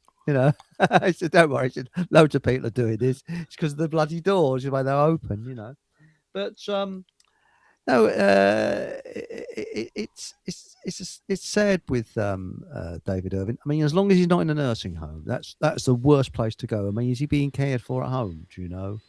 Well, he was at the time. I don't know. It's a year and a half ago. These things just changed, don't they? I mean, you're saying, I know what you mean, but of course, we're all in a nursing home, aren't we? In a sort of way, I suppose we are, really. Because we're being looked after, aren't we? Aren't we being looked after? Oh, yes. We're being ripped off and, getting... We're really being cared for with a certain type of care. Yes. One thing, though, at least David Irving was prolific and left behind lots of books. And Focal Point Publishing. Yeah. Is that the right one? That's it. FPP, Focal Point Publishing. Yeah. And .co.uk. That's it. His books are the best. They are. And I always remember on when I had a television, what was that program? It was satire. Crumbs. With Ian Hislop. Have I got news for you? Mm-hmm. And he really slagged David Irving off. And that really got me. He's sort of saying that his books are only suitable for toilet paper. Who said that? And that was Ian Hislop on Have I Got News for You? He's got an appropriate name. Yeah. Especially he was one of these people that was backing up the I don't know if I'm allowed to say a certain triangular shaped Italian food and a gate on the end of it. He was one of the individuals that was backing that up and supporting what had been reported about. Yeah. He was tosser basically. Yes, I agree with you. And but before we go any further, I haven't said it, I haven't seen it, but I saw it advertised. There's an AI generator which apparently is free. It's called Pipit, Pipit, Pipit, and you can actually make films on it. Now I haven't looked at it. Just before we went live, I saw it and I thought that looks interesting. So you can actually make films maybe from books or small books or something like that. So that's quite interesting. But now we get to the point where you could just take a whole book and make a film about it. Yeah. Slapping it into AI. Well, let's face it, actors and actresses will be redundant, won't they? Because you just have AI. Nah, they won't. Eric. I'll tell you what I think is going to happen. I think I can feel it happening already. At a fundamental level, human beings just reject it. It's great. Yeah. This AI stuff, what we need to be looking at is getting all this boring technical administrative stuff handled by this. Because if you look, the whole lie of computers is, we can automate all this stuff and you'll get your life back. Yeah, right. No, you won't. That's not happened at all. It's just not happened. What's happened is that, everybody goes out of work. They all work longer and longer, get paid less. And Have you seen it's just those a videos? sophisticated way of them creaming it off even more towards the top. It's just a lot of, Have you seen those videos of the university students having lecturers come and they start talking about, the future is AI, and these students have like $400,000 in student debt, and they're booing these people off the stage. It's been rejected. It's already over. AI slop, I think it's called, isn't it? It doesn't work. So it's just a fad for a while, but it's not going to work because people really want hairy-arsed Englishmen and Americans around microphones cocking it up like we're doing. It's it's really relatable to. That's what we've got to. That's what it's all about. It's what life's about. Surely, I think. Well, they want to but they need the human touch, as it were, to be in touch with humans rather than something robotic that has no consciousness whatsoever. Going back to the subject we're on all at the moment, I can see it getting to a point where jobs will be taken over by it altogether, and we'll all be redundant potentially. But hopefully, longer term, as you say, Paul, that maybe people will realise that it's not actually what we want, and we like to hear other people. It's just oligarchs wanting to use it as a means of paying people less. They say, well, we've got a tool that can replace you. It's like the cotton gin during the Industrial Revolution. Yeah, it puts people out of work, for a period of time, but then it's all in how you use it. I think the other thing as well, I know what you mean, Paul, and the same thing that you were just addressing, Patrick, is the way that we think about work. So, the whole of the a big part of the economic news is the unemployment figures, or it wasn't it, for a long time. They've not talked about it recently. And so everybody in their mind associates that I've got to have a job to get on in life. Why don't we have a stake in our own nation? How about that? In other words, so when the guy who invented the combine harvester, or whatever it was, right, came along and put 15 men out of work and had him replaced by one man, nobody's saying, well, that's a dumb machine. It's not. It's fantastic. The problem is that the 15 guys that got turfed off don't get any recompense for it. It's like, I've come up with a thing, and we're going to pretend it's going to be a great benefit to society, but basically the bulk of that benefit is going to me and the bank. That's where it goes wrong. It's a bit like saying, well, the Bank of England's a criminal organisation. Well, it is. But one of the weak points, or one of the things that we're weak on, is that you and I don't own it. Now, if we owned it, we could knock it, but we don't. And it's their ownership. They go, we get first dibs on all the benefits of new technology. And I'm going, why? So that some bloke goes, well, I invented it. Good. Without us here to consume it, it'd have been a waste of time, wouldn't it? You invented it all by yourself on an island. Look what I've invented. AI. Great. Well done.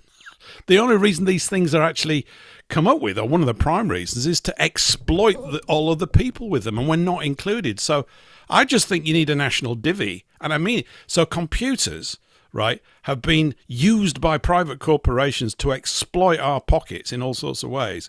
But no one said, hey, all that absolute bone-crushing, mad, complex admin that we had to do with sheets of paper, we got a box here that can just do it all, so it saves everybody time. So all the money we save, you're going to get it back. I'm not trousering it.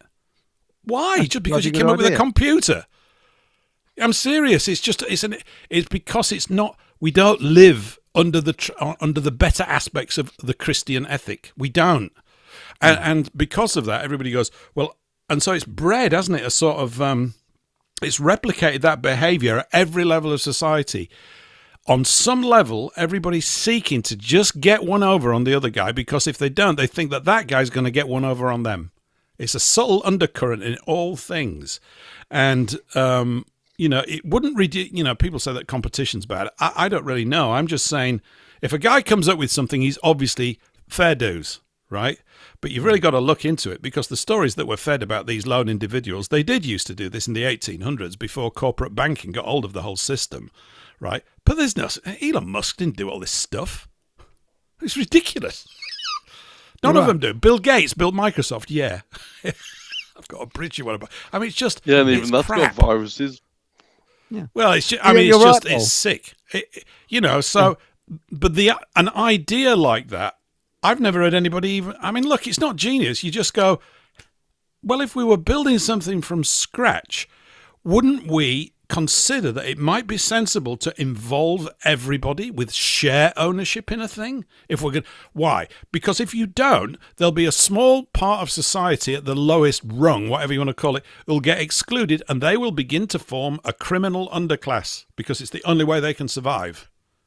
And they will become, and you'd become a criminal, and so would I if you've got to eat and do stuff. And so it's those, so all of this stuff, we have solved the problems. It's just that the benefits of the solutions don't come to the peasants. No, they're data mined and go into they're used as a resource in the system. Secret hands. So we're not included. We're not included, and that's what it's about. You're spot on there. About that.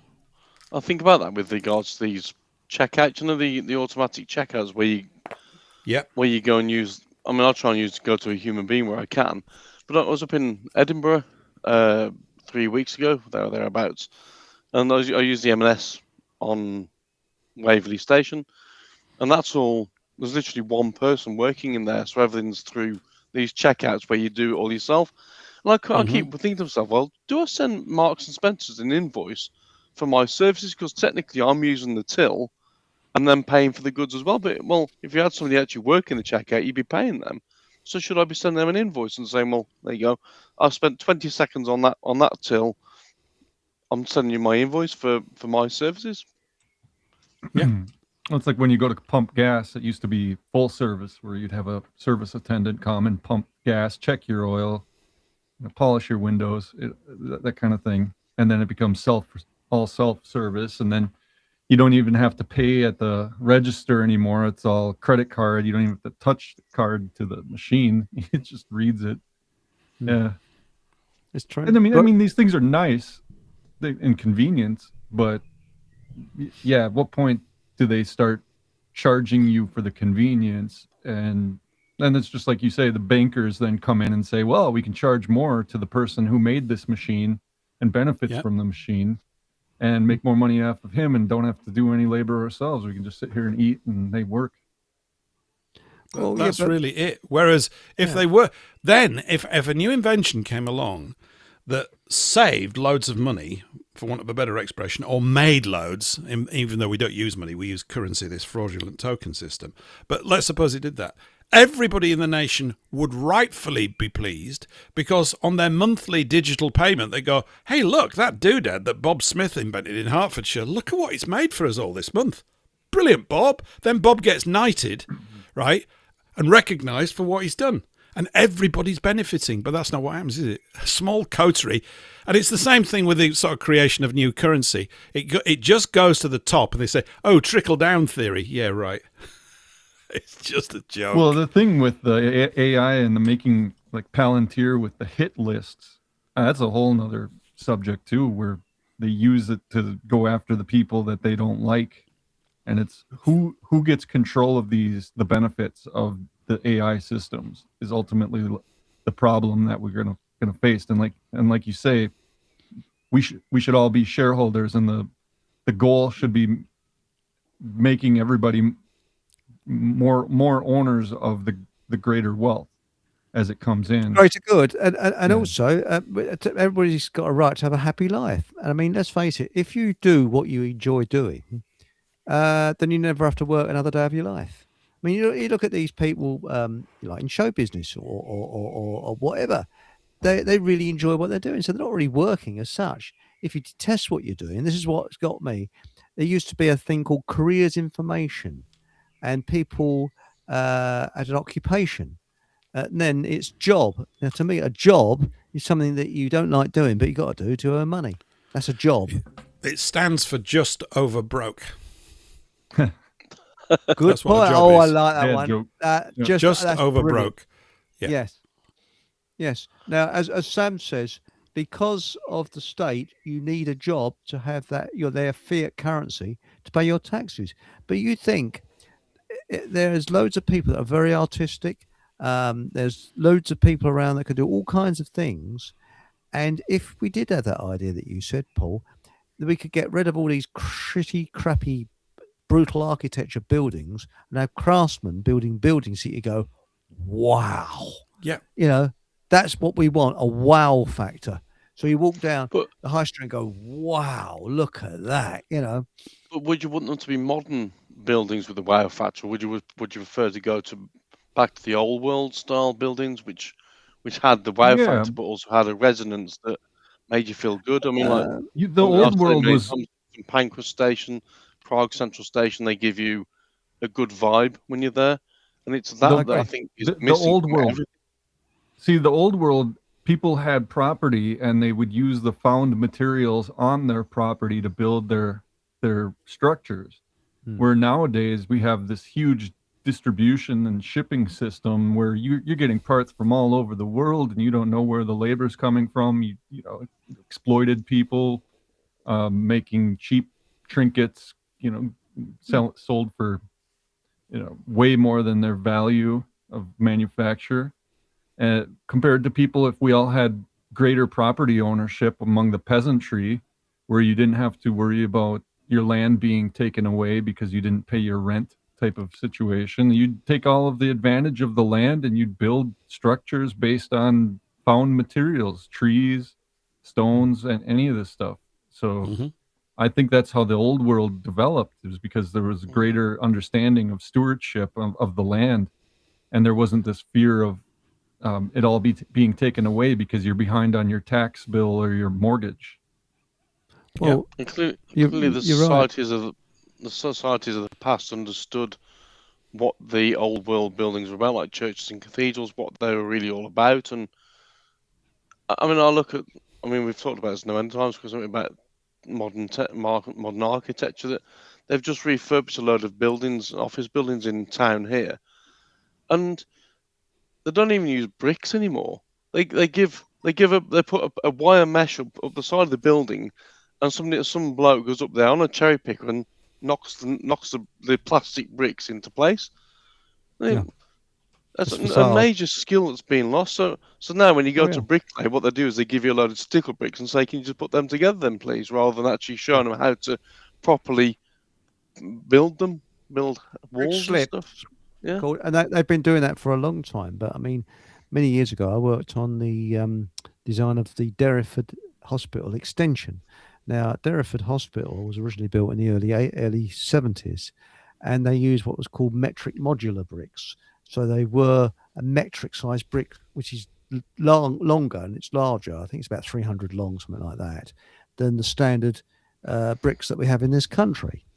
And my job was to design part of the exterior and to match the bricks of the existing building as much as possible. So the first thing you do, you get a brick merchant in, and they come along and they get their little cut for finding. So you sort of tell them what the problem is, and they'll find a brick to match if you put an extension on something, and obviously charge their fee for doing it.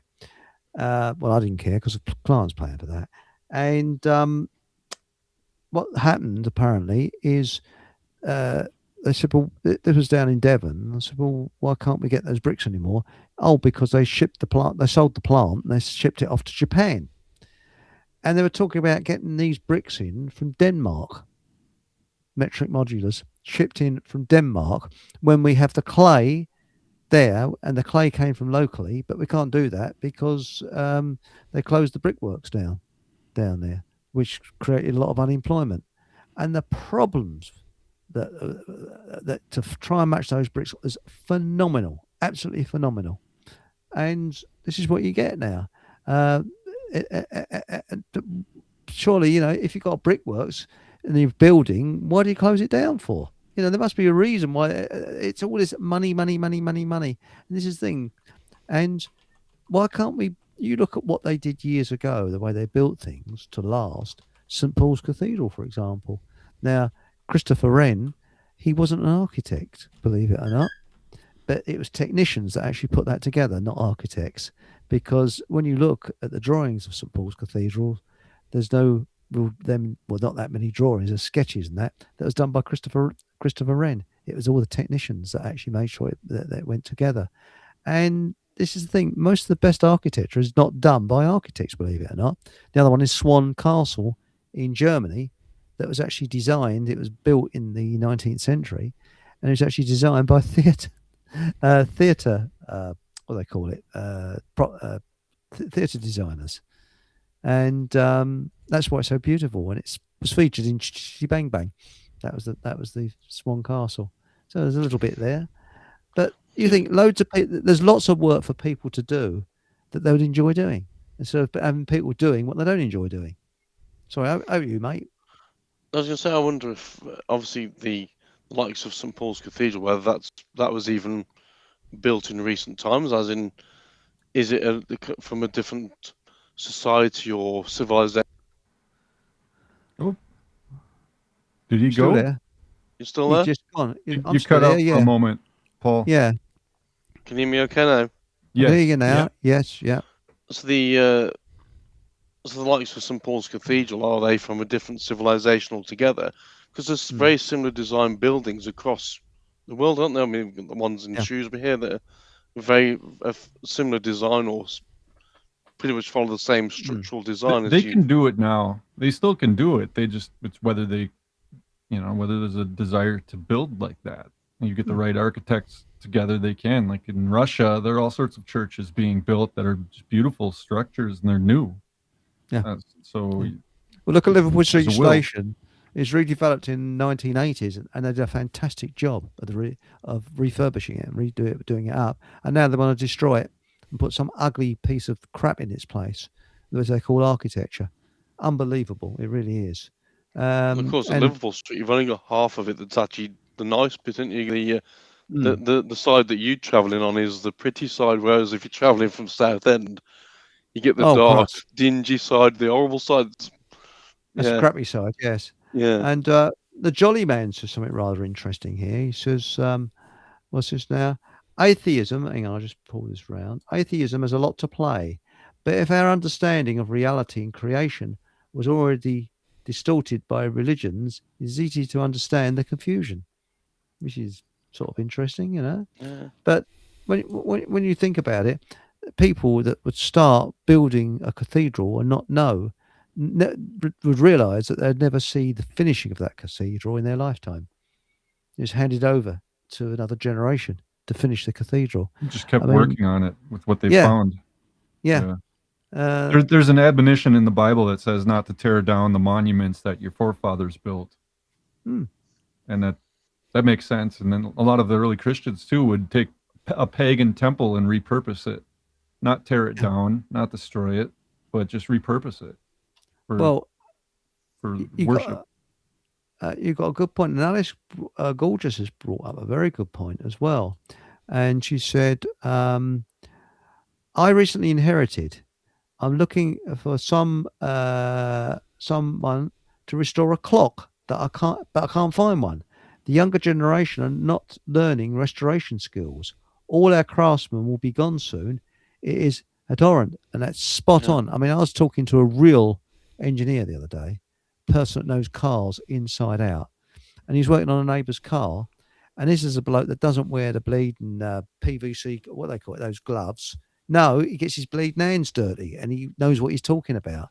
And he's generations of engineers, and he was saying that British engineering, that it's been, it's traitors that have dealt with it. Our engineering skills have been deliberately destroyed. And Britain had one of the finest engineering skills in the world at one time. And every single thing that we do is being destroyed. Yeah, everything. It is. Yeah.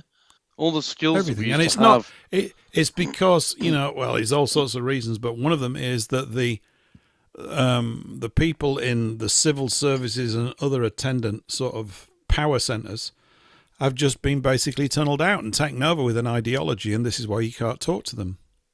I mean, literally. I mean, you could waste your breath, but it's not going to make any difference. They're gone. They're in a cult, and they're so deep in that cult they don't even realise that they're in it. I mean, no one who comes to it could possibly view communism, which is what this is, in a favourable light. You go, how much death has ensued because of this? Holy moly, it's off the charts. It's absolutely horrific. And of course, they always tell you that it's because they've not got it quite right yet. Yeah. How many times have you had to go? I mean, it's because it's completely counter-natural. It goes against nature. And these people, I think it's a really deep disease that they've got.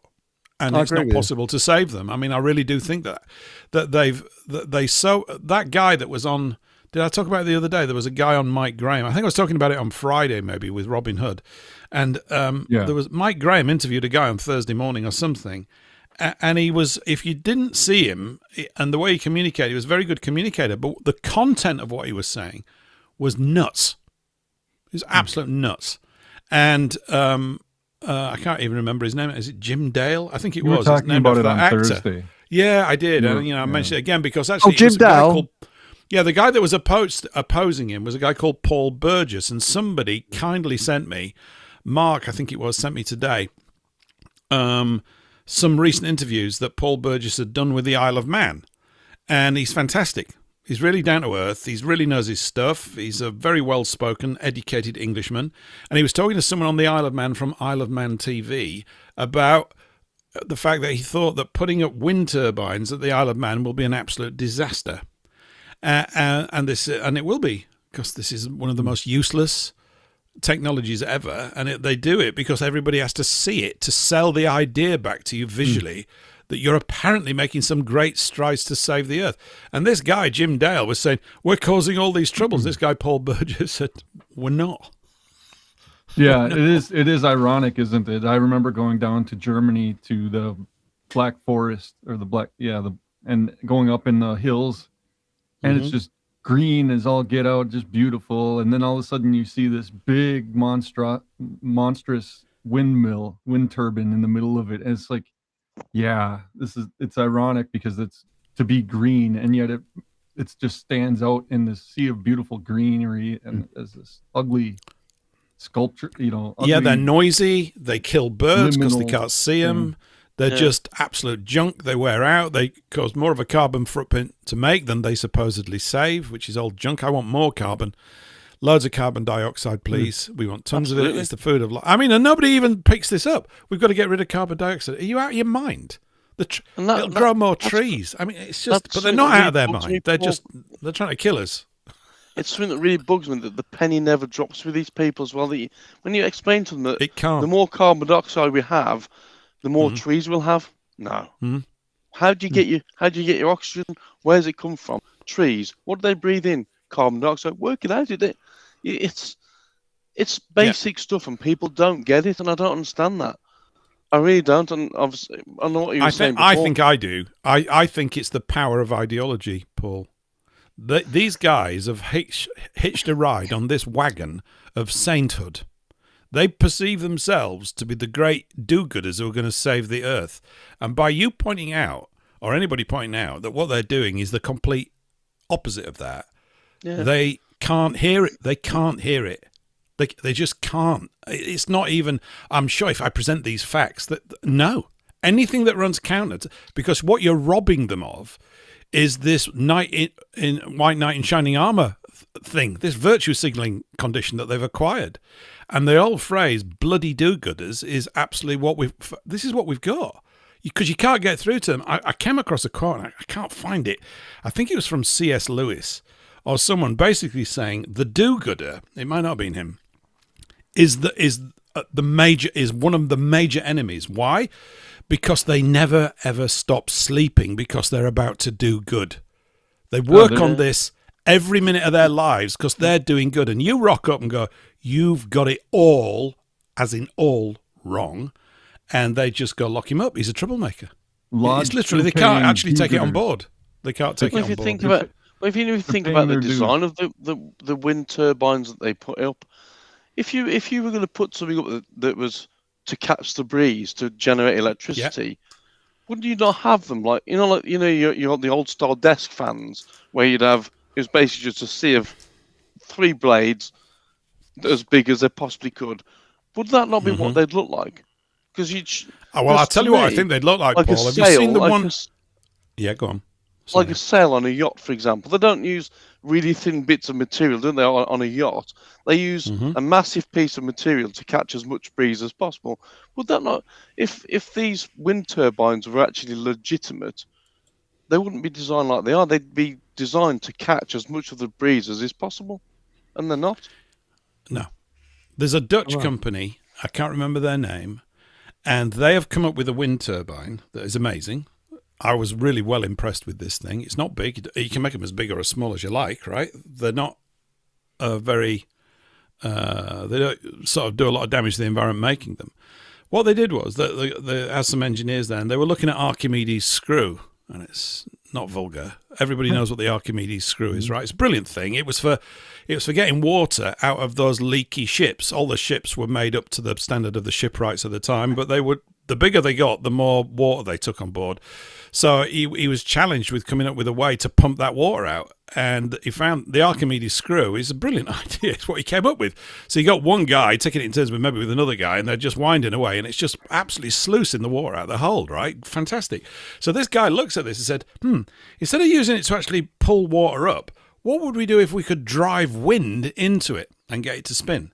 And so he's evolved this into a sort of it doesn't look literally like a normal screw or like the center core of an Archimedes screw. It's not in a barrel. It's almost like a petal of a flower. The thing's amazing. It's so quiet that nobody gets pissed off with it at all. You can put it up in urban environments, and it naturally always faces into the wind to harness the maximum stuff from it. It was brilliant. Very quiet, rather pretty. It looked like a rotating rose, a big open rose. I'm serious, like petals. And the thing just tilts around. Well, there you go. So that's that done. Can he get a made? Can he buggery? Why? Because of all the businesses that are currently involved. And this is why new stuff gets hammered, because everybody's obsessed on making more currency than anybody else. And then they do these stupid things like robbers of actual wealth so that they can have some paper. That's spot on. It's all about. Spot on. I mean, that Archimedes screw reminds me of like these combines. They have a similar type of screw system where they're harvesting plants and that kind of thing using a screw type system. Sorry, Chris. You're right. No, I was going to say, mate, is that there's also an Italian firm that's come up with, this sort of artificial grass that they have. You've seen it. They put it, but around that people around where I live are mad on it. I can't stand it. Well, it's the same principle, but the individual blades, they're making it for roofing tiles, and you put it on top of the roofing tiles so it looks green. And when the wind blows, and even with a breeze, these little strands waggle backwards and forwards and create electricity. And they reckon that you could produce a heck of a lot of electricity from a roof that way. And even on a very still day, you still get some form of electricity from it. So there's all these different ideas that they don't put them into production because it's money again. And the other one was a garden fence. It's very difficult to explain, but imagine like little tiny rotors on this garden fence, and it looked absolutely beautiful because when it was windy, it would be like waves going along a garden fence. It looked really pretty. It's fascinating to watch. But again, until you get 100 mile an hour winds and you find your fence has flown down the road. Well, Mark Mantis has said, I, as a child, I lived in the Black Forest. It wasn't easy growing up in the ghetto. Sorry.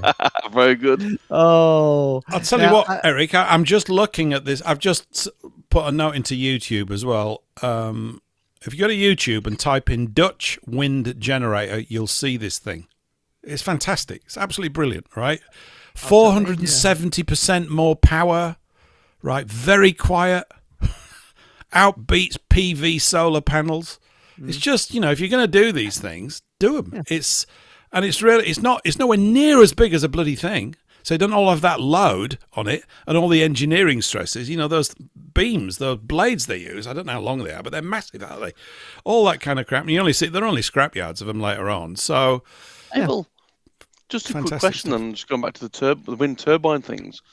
Has anybody ever seen any of them actually connected to the actual national grid? Because wherever the wind turbines are, there's never a pylon anywhere near. And you never see a wire coming from the pylon to the wind turbine.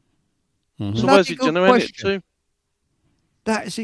I've never thought of that. That really is a good question. I've seen schematics of them trying to set up hydrogen generation stations near wind turbines for the excess type energy that they produce, they'd use electrolysis to create hydrogen gas from water, from splitting it through electrolysis. I thought that would be a good concept for that kind of thing, but still, it's a lot of work just to do that. Yeah, you're right. What do they connect them to, and what happens when they're making that excess? There's that excess wind. They actually turn them off when it's too much wind. Because the other thing, I mean, I know I've mentioned this many times before, that I still think that the electricity that's generated is free, and the pylons themselves generate the electricity, and these wind turbines are just a smoke screen, effectively, I suppose. Because whenever I've said this before, that where is our nearest power station at the moment as it stands? Because the power stations have gone, but the power lines still go to where the power stations used to be, which then makes me wonder whether the power stations were even doing anything, and they were just a smokescreen, just like these wind turbines are. Because I mean, our nearest power station right now, I think it was worked out to be West Burton, which is quite some distance from here. Well, that's right. Wasn't the idea that if you trace those pylon routes across the land, I'm sure I saw somebody saying they actually they start off at the power station, they go out of the country, and they go all the way back to the power station. That these cables in the air are the power station. They're pulling the electricity out of the ether. Yeah. Yeah, that's what I think.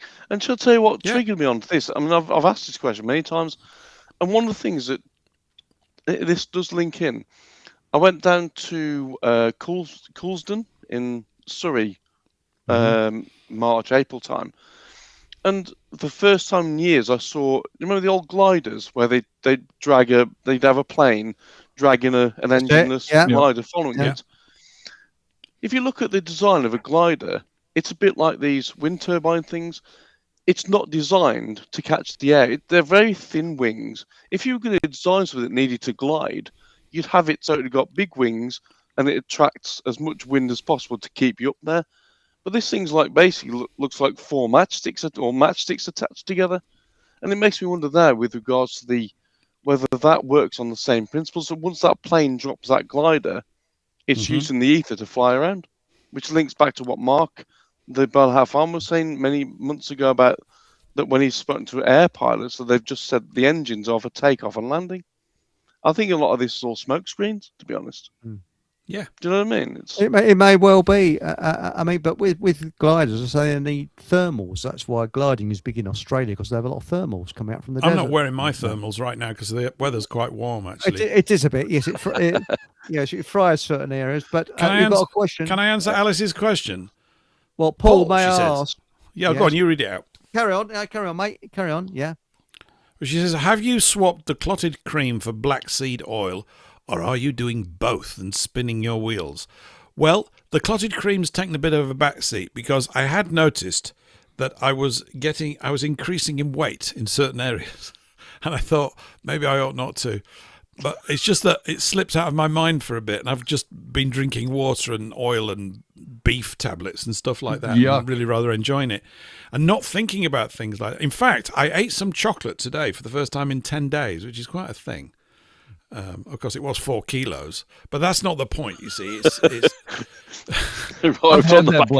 it's deadly as chocolate because I just go, why am I not eating this all the time?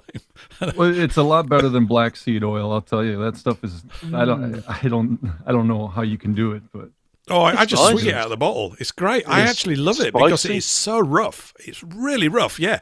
And I go, everything else is going to taste great after this, and it does. Try Udo's oil, which we was talking about the other week, and I actually drunk it.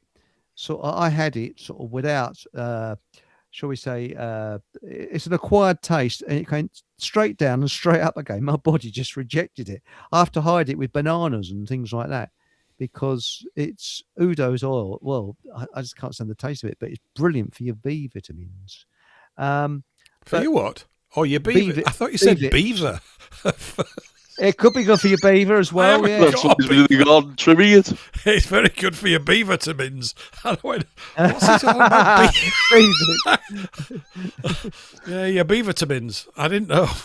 I couldn't quite catch it right. Sorry. Yes, and somebody reckons that this Dutch idea, it says here, Dutch wind generator, and Mike Mantis says Is he Eric's Dutch relative? The bloke who did this wind generator. Oh dear. Now the thing is, Alice Gorgeous said, "I bet our wind turbines are wired up to the oligarchs' bunkers." It's a good point. You see, this is very interesting what you're saying there, Mr. Anorak, because where I live, we've got this power station in Hoddesdon. And from Hoddesdon to Waltham Abbey, I'm only guessing now, about 6 miles, 4 to 6 miles, I'd say. And the power cables come from there.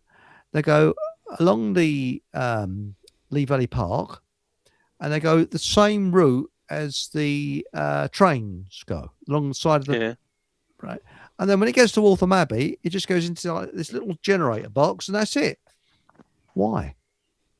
Why does it stop at Waltham Abbey? How weird. Which is very strange. Well, then is Waltham Abbey used for generating electricity? Because the old world buildings were built for that. Well, Waltham Abbey itself is very oldie worldy, but it's not exactly the hive of industrialisation. Most of it's closed down there. So what they need it there for? And of course, where this box is in the middle of nowhere. You drive past it, it's just the wires just go straight down from the power cable straight into it. You know, it was that thing with the wires. It was something I'd only twigged on more recently. I was looking at. I can't remember where I was. I don't know if it was in Scotland. I was looking at them and thinking, well, you never see any cables connect. I could understand if they were connecting the pylons to having a wire coming off the pylons to one of the wind turbines. Then that would have a connection then. But there isn't anything, and there's nothing that comes underground and then links. It just doesn't make sense. It's just to me, it's just a smoke screen. The Jolly Man says, why not install turbines in the oceans? They do, and allow the liquid flowing down it to create free energy or utilize rotational force. I agree with you. There was been talking about doing that in the River Severn for years, because the River Severn is a phenomenal amount of energy. You know, when the tide comes in, and this country could be completely self-supporting and export energy. We've got so much. We've got 400 years worth of coal underneath us. I mean, how much more? We got most of the resources. You think about it. In the Victorian times, we didn't import very much, apart from bananas and then coconuts, because we could supply our own energy. We had our own coal deposits. We had our own oil. We had everything. Oh, sorry, no, I don't think we had our own oil, but we even that can be solved too. I know a guy who makes his own presses. I was talking earlier about how we used to make our own black seed oil and flax and that sort of thing. And this guy, I think he's down in southern Wisconsin. He takes his machines and he'll put them on farms, and these farms with an excess of seed oil, like flax or corn or any of these grains, can produce oil. And the machine will just sit and feed with a hopper and fill up a 55-gallon drum full of oil that can then be used in a diesel tractor or any of these other devices that take oil. So farmer, you know, and if any farmers are listening that want to get one of these things, I can get a hold of this guy. Oh, he goes to these other places. He goes to like Puerto Rico and all these other places where they get shiploads of grain come in, and they set it up so that they're manufacturing their own oil. Well, in South Africa they do that with the sunflower seeds. Yeah, sunflower. Yeah, that's huge. Yeah. That's interesting. That really is interesting. Do you reckon you'd be up for an interview, this bloke? Possibly. Because I'm going to get Donald on soon. That's one of Jeffries, your Donald Jeffries. Yeah, I'm approaching him to come on. Hey, you should talk to him about his buddy John Barber, who just died. He was about like 95 years old. Hollywood guy. Oh, really? But John Barber? John Barber, yeah. He was the one who came up with the Garrison tapes, and they based the movie of JFK that Oliver Stone on that Jim Garrison. So he was good friends with him. So yeah, now, cool. That's interesting. Yeah, I'm going to try and get him back on again. And of course, next Saturday will be I think it's the 82nd anniversary, if you can call it an anniversary, of D-Day. And I always do every year a D-Day alternative view. But they don't really sort of, it doesn't really make the headlines much now. But I think that it's nicer to give an alternative view to D-Day. And I might, if she's available, might hopefully get Monica? Monica on, yeah. Thanks for prompting. Yeah, next Sunday. Next Sunday will be the 7th of June, and of course the 6th of June. Yeah, that's right. So we can't really do it on the actual day. But now Blu-ray said, and I think Blu-ray lives near you, Paul. We used to have the power station at Ironbridge, right up the river Severn, which they blew up. I remember that bleed power station. Yeah, when I went to the. But the power lines still go there. If you try, when I get the bus up to Shrewsbury, or from Shrewsbury in particular, I can see the power lines where they used to go to the power station, but the power station ain't there. But the power lines still are. Oh, there's an interesting one. Yeah. Paul was mentioning pylons. I knew an architect from Belarus that was making these low-cost housing units. And what they were doing is taking these pylons that had an auger bit at the bottom of them. And it was really cool because you could take and get a drill that ran off of normal household electricity, and it was geared properly so that you'd put the drill on the top of the pylon, and you'd have a large lever attached to it, like a metal bar to the drill, and you could just hold it upright, and the drill would screw these pylons into the ground, and you could go in the middle of a swamp or any place, the side of a hill, and drive these pylons in, and then they build a structure on top of them. I always thought that was kind of cool. I'd like to get my hands on some of those someday and try that out.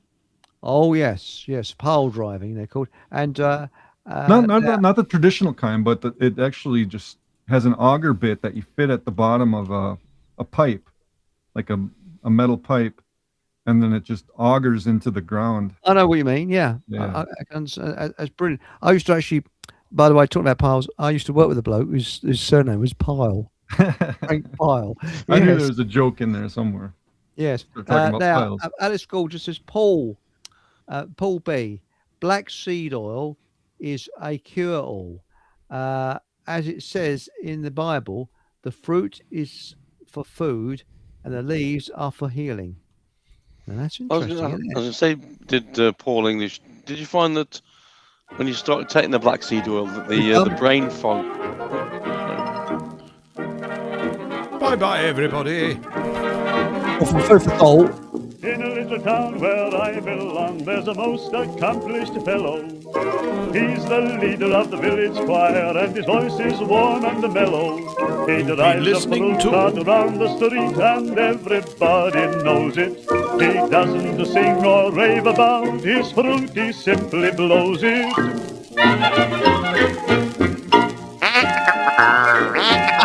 He's doing it all day long.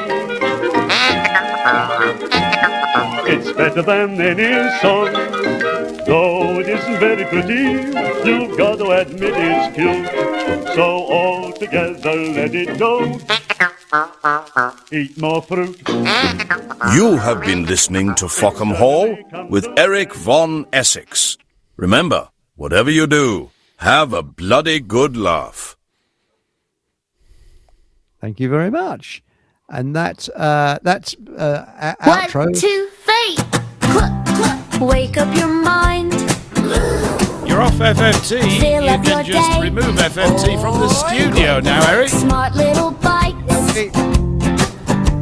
that brighten your way.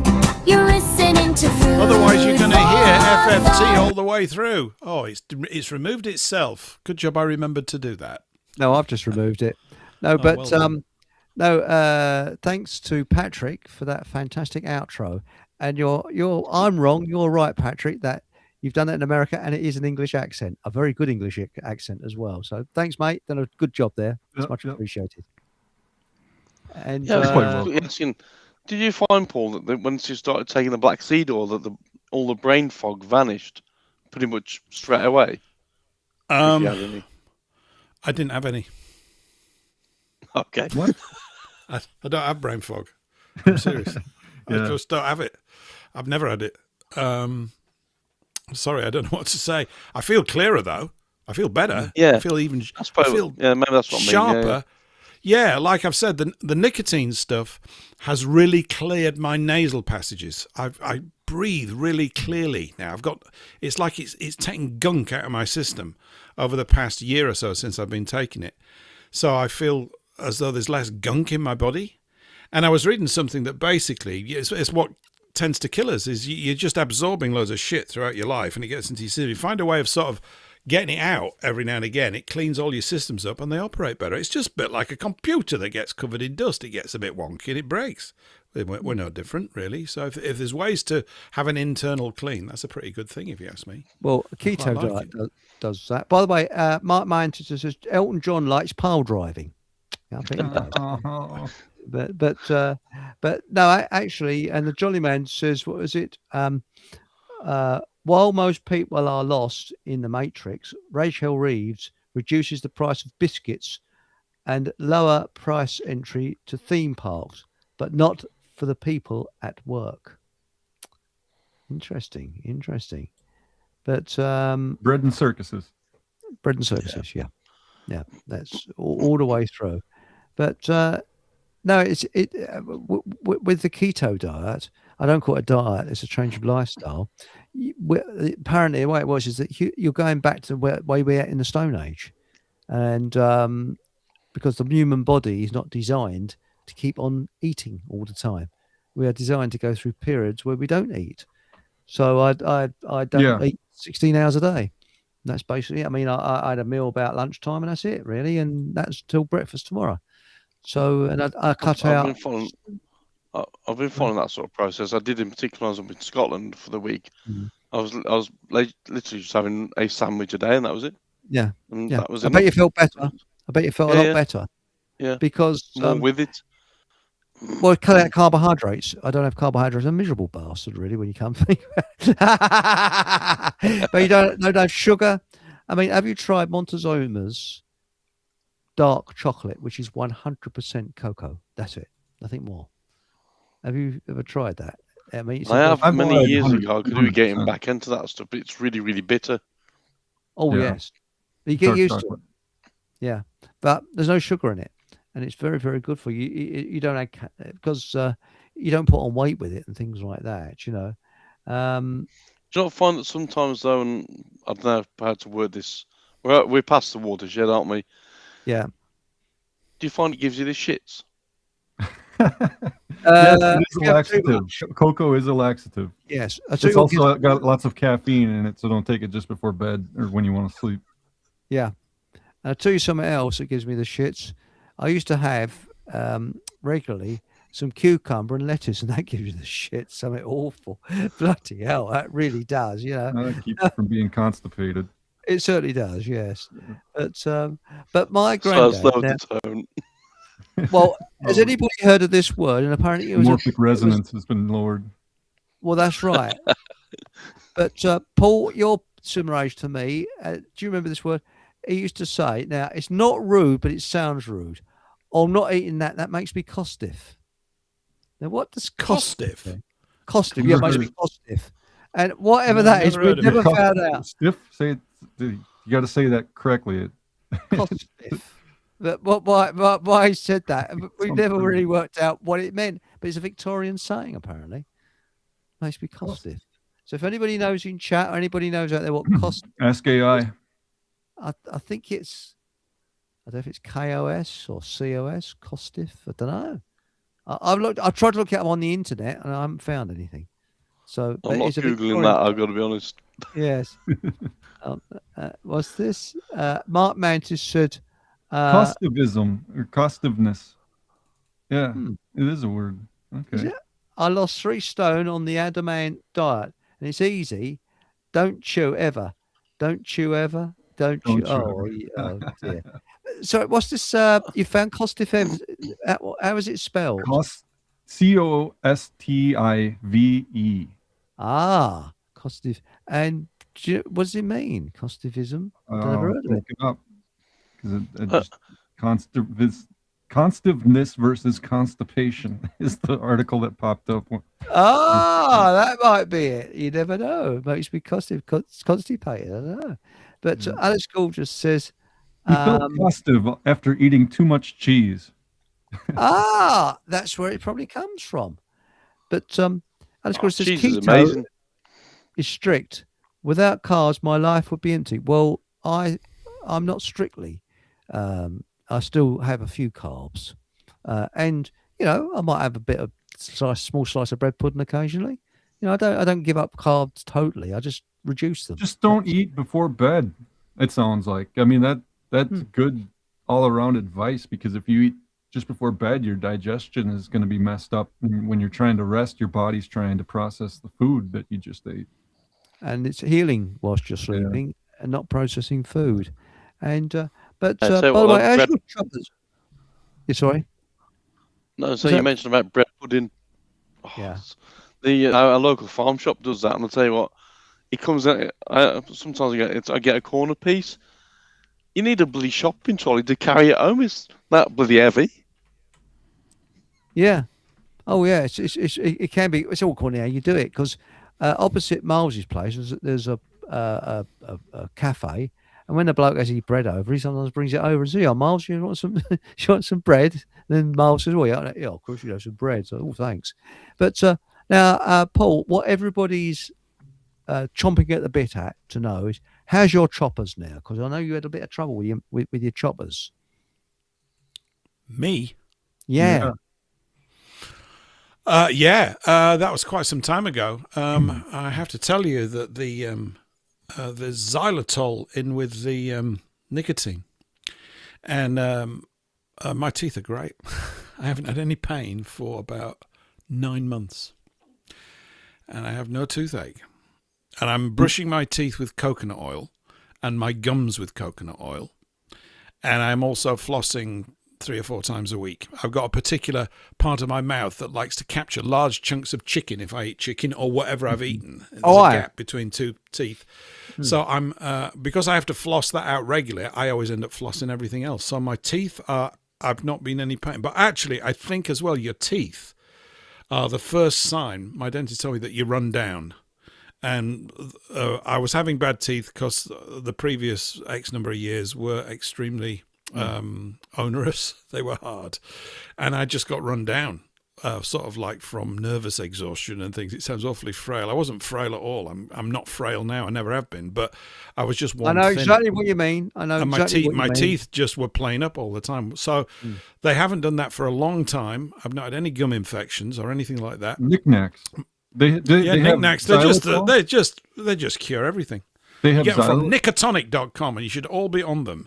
Wait, and Paul, and you need to give it a go. Yeah, they're just fantastic. Anyway, we'll get it advertised on FFT once I can get an audio ad put together. Question, Paul. Question: Do they have xylitol in them? Is that yes? what A little bit of xylitol. Yeah, they do. Okay. Which is not Tylenol, right? Which is very bad. Xylitol is a sugar replacement. They use it a lot. It is. Yeah, they're mildly sweet. It don't rot your teeth at all. It's actually not bad for you. Xylitol, that's good. It's very, very good, and it's natural as well. It's not artificial. It's all natural stuff that's in it. It's natural nicotine, and it makes you feel natural, like this. See, I use. I've tried the knick-knack stuff. I take a thing called Larbert's vitamin C rutin, and I'll tell you what, it keeps your teeth nice and strong, and very few ailments come from that. But also, I've got a grounding sheet on my bed as well, which I think seems to have taken away all the aches and pains that I used to have. So, right. I crawl to go and play with my trains on the layout, and my one knee would absolutely kill. I mean, it hasn't done for months now since I've had this this grounding sheet.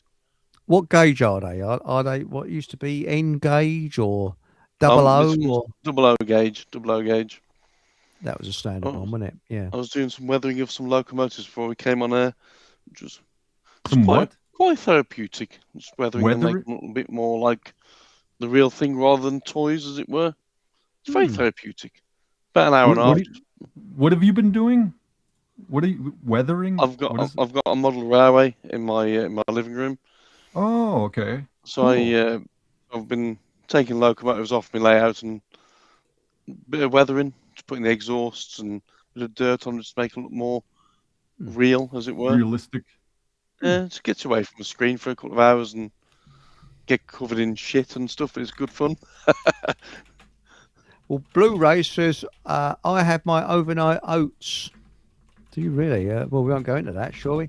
And when I wake up, and Alice Gorgeous says, can she have some, please? So there we go. So there's nothing like getting your oats, is there? Anyway, as I say, with the keto diet, the best thing with anything like this is to work it out what's best for yourself. It's as simple as that. It really is. Anyway, tomorrow night we have a show coming on called Philolopt. And if you want to find out what Philolopt, yes. And it's by, that is a word that was invented by Professor Stanley Irwin. You have to look up Professor Stanley Try and Irwin. get AI to pronounce that one. I wonder what it would come up with. That's very interesting, Philolopt. But have you ever heard of Stanley Irwin? No. Professor Stanley Irwin. Well, if you want to hear English spoken as it should be, that is the man to listen to. I think us English people know Stanley Irwin. Paul, do you remember Stanley Irwin? I do. Yes, I do remember Stanley. Yeah, Stanley Unwin, you mean? Unwin, sorry, not Irwin. Unwin, yes, Stanley Unwin, yes.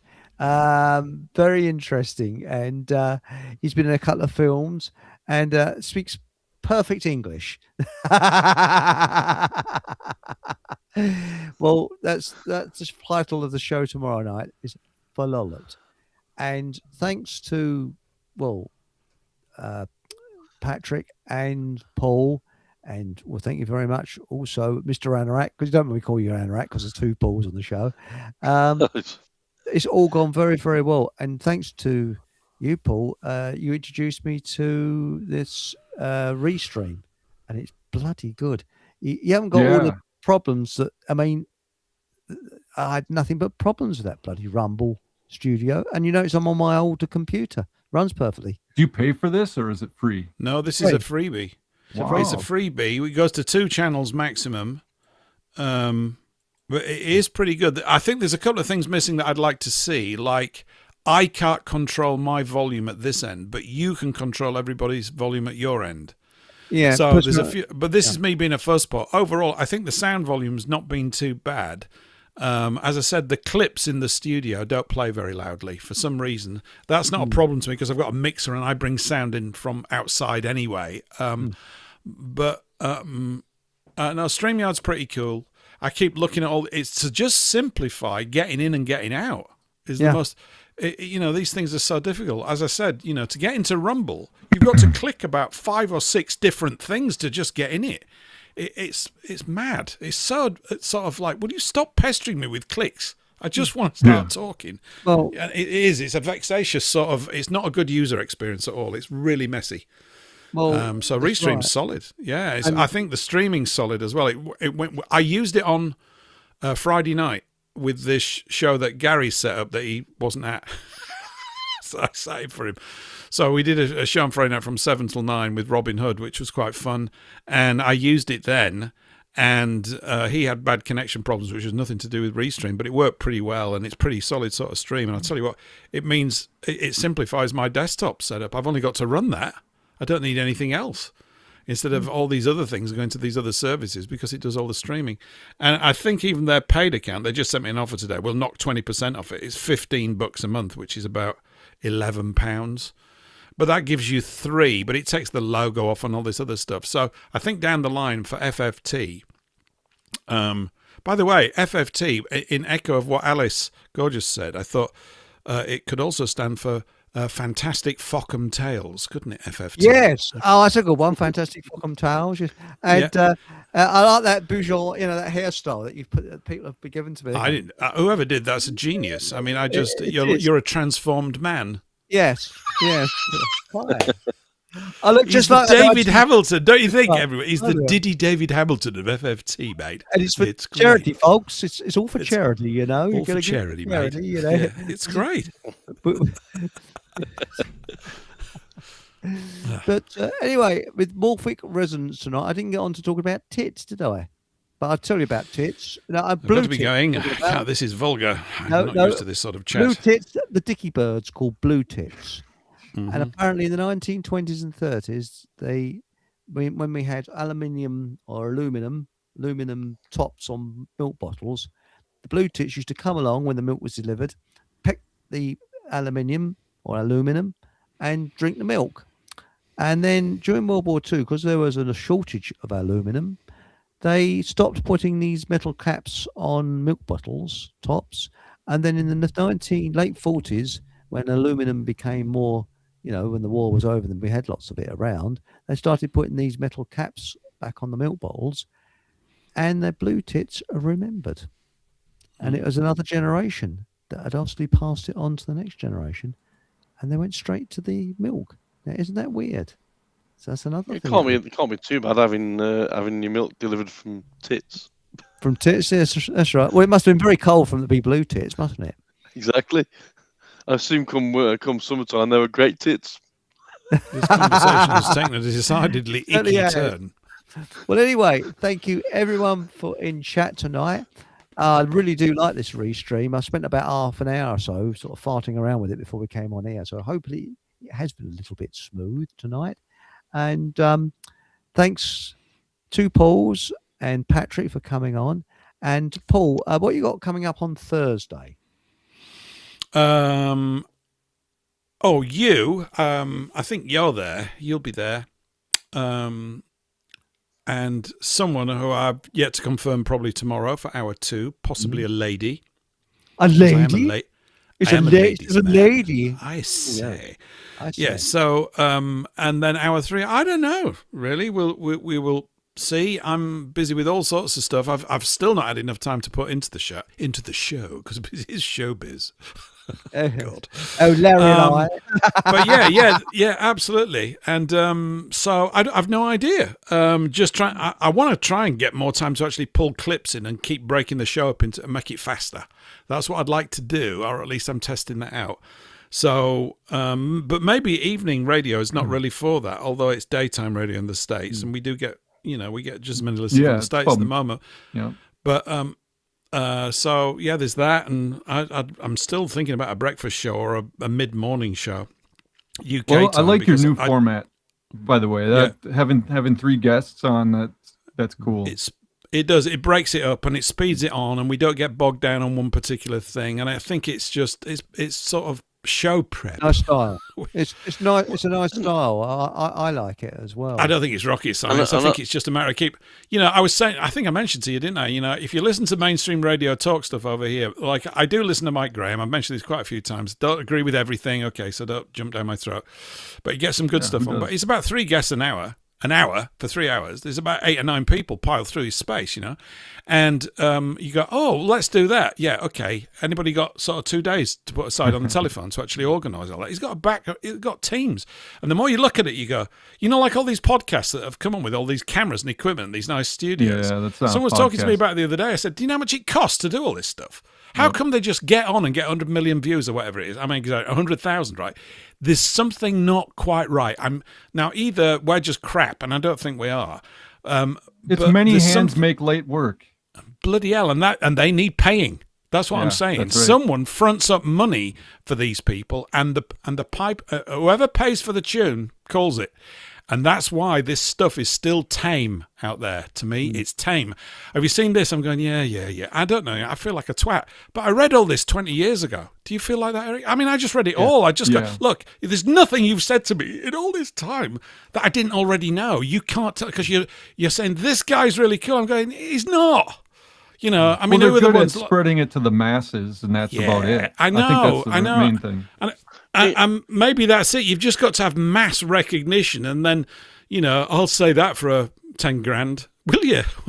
Got it. Well, your breakfast show, Paul, and you could have a bit of a play with AI. Obviously, you potentially could do this. I don't know how the balance will work, but obviously, we're now having our full English breakfast. This is right. So a play on your name could be Paul English Breakfast. Yeah. But I don't know if you could do that in AI too. Do you know what I mean? That is a good one, Paul breakfast. It's cute. Yeah. That's a bloody good idea. I Yeah, like Paul that. English I like that one. breakfast, and and it should be. It's like a second. Breakfast show. I actually like the Hobbits. They have a second breakfast, and I thought it should be the second breakfast show. Right, nearly as good as the first one, probably better actually. And but it's going to require quite a bit of prep, and I need some tools to you do could it. be Every like time Rents. I keep. Rents has 3 guests. Sometimes he has 2, and he has one on for 2 hours. So you could always do that as a get a guest and have him on for 2 or Well, maybe break get it up. Donald on. Donald, was it Johnny Jeffries? Donald Jeffries is a regular on with Jeff. Yeah, Yeah, he is. So- He's on once a week, isn't he? I think. So was it's John all pretty- Barber, his buddy. I heard Alex Jones doing some shouting today, which was really funny. What, really? And you just That's got shocking. shout, does he? Alex Jones shouting. He did. He was never. shouting. Yeah, I was shocked. What was he shouting about? It was Obscenities? just ridiculous. It's bombastic piffle. It's just, will you put a sock in it, Alex? Stop it. But it obviously works to some degree. I mean, whatever I mean by works, I don't know what I mean by that. But I mean, there are some, like this guy that was mentioned earlier on, Frank Reiter, okay? And I don't care if it's his real name or not. He's right. But it's spelt with a W, I think. Or is it R-I-G-H-T? It doesn't really matter how it's spelt. The fact is that sort of stuff is coming. That's the conversations I'd like to get back to. That stuff. Personally, Get I'd a like to get breakfast back. show and get Andy Hitchcock back on. He was the anti Alex Jones as far as personality. He's so calm and collected. He is. Yes, very restrained in English. Well, Can we have? We all got to hit the big- hay. Thanks, Eric, for tonight. By the way, Can we have it as a big breakfast style show and get a zig and zag on there? Do you remember that? Smorgasbord. Yeah. Well, what would happen is we would get people on for like 15, 20 minutes, then you'd be booted off. I mean, I'm serious. I'm just looking at it going, why do they do that as a format? Is there? We can have our longer discussions of an evening and do a couple of those Just a a week, like we report do. of what's going on in the locales of the people. Yeah, that's right. And so I'm just looking for how I get a news feed, as it were. I mean, all the tools are there. It just takes time to set them up. And there's so much to do. I mean, there is. I'm really enjoying it, by the way. I just sort of let you know, because I can just see it all coming together. Yeah. I can see it slowly coming together, and it's good. So it's a lot of fun.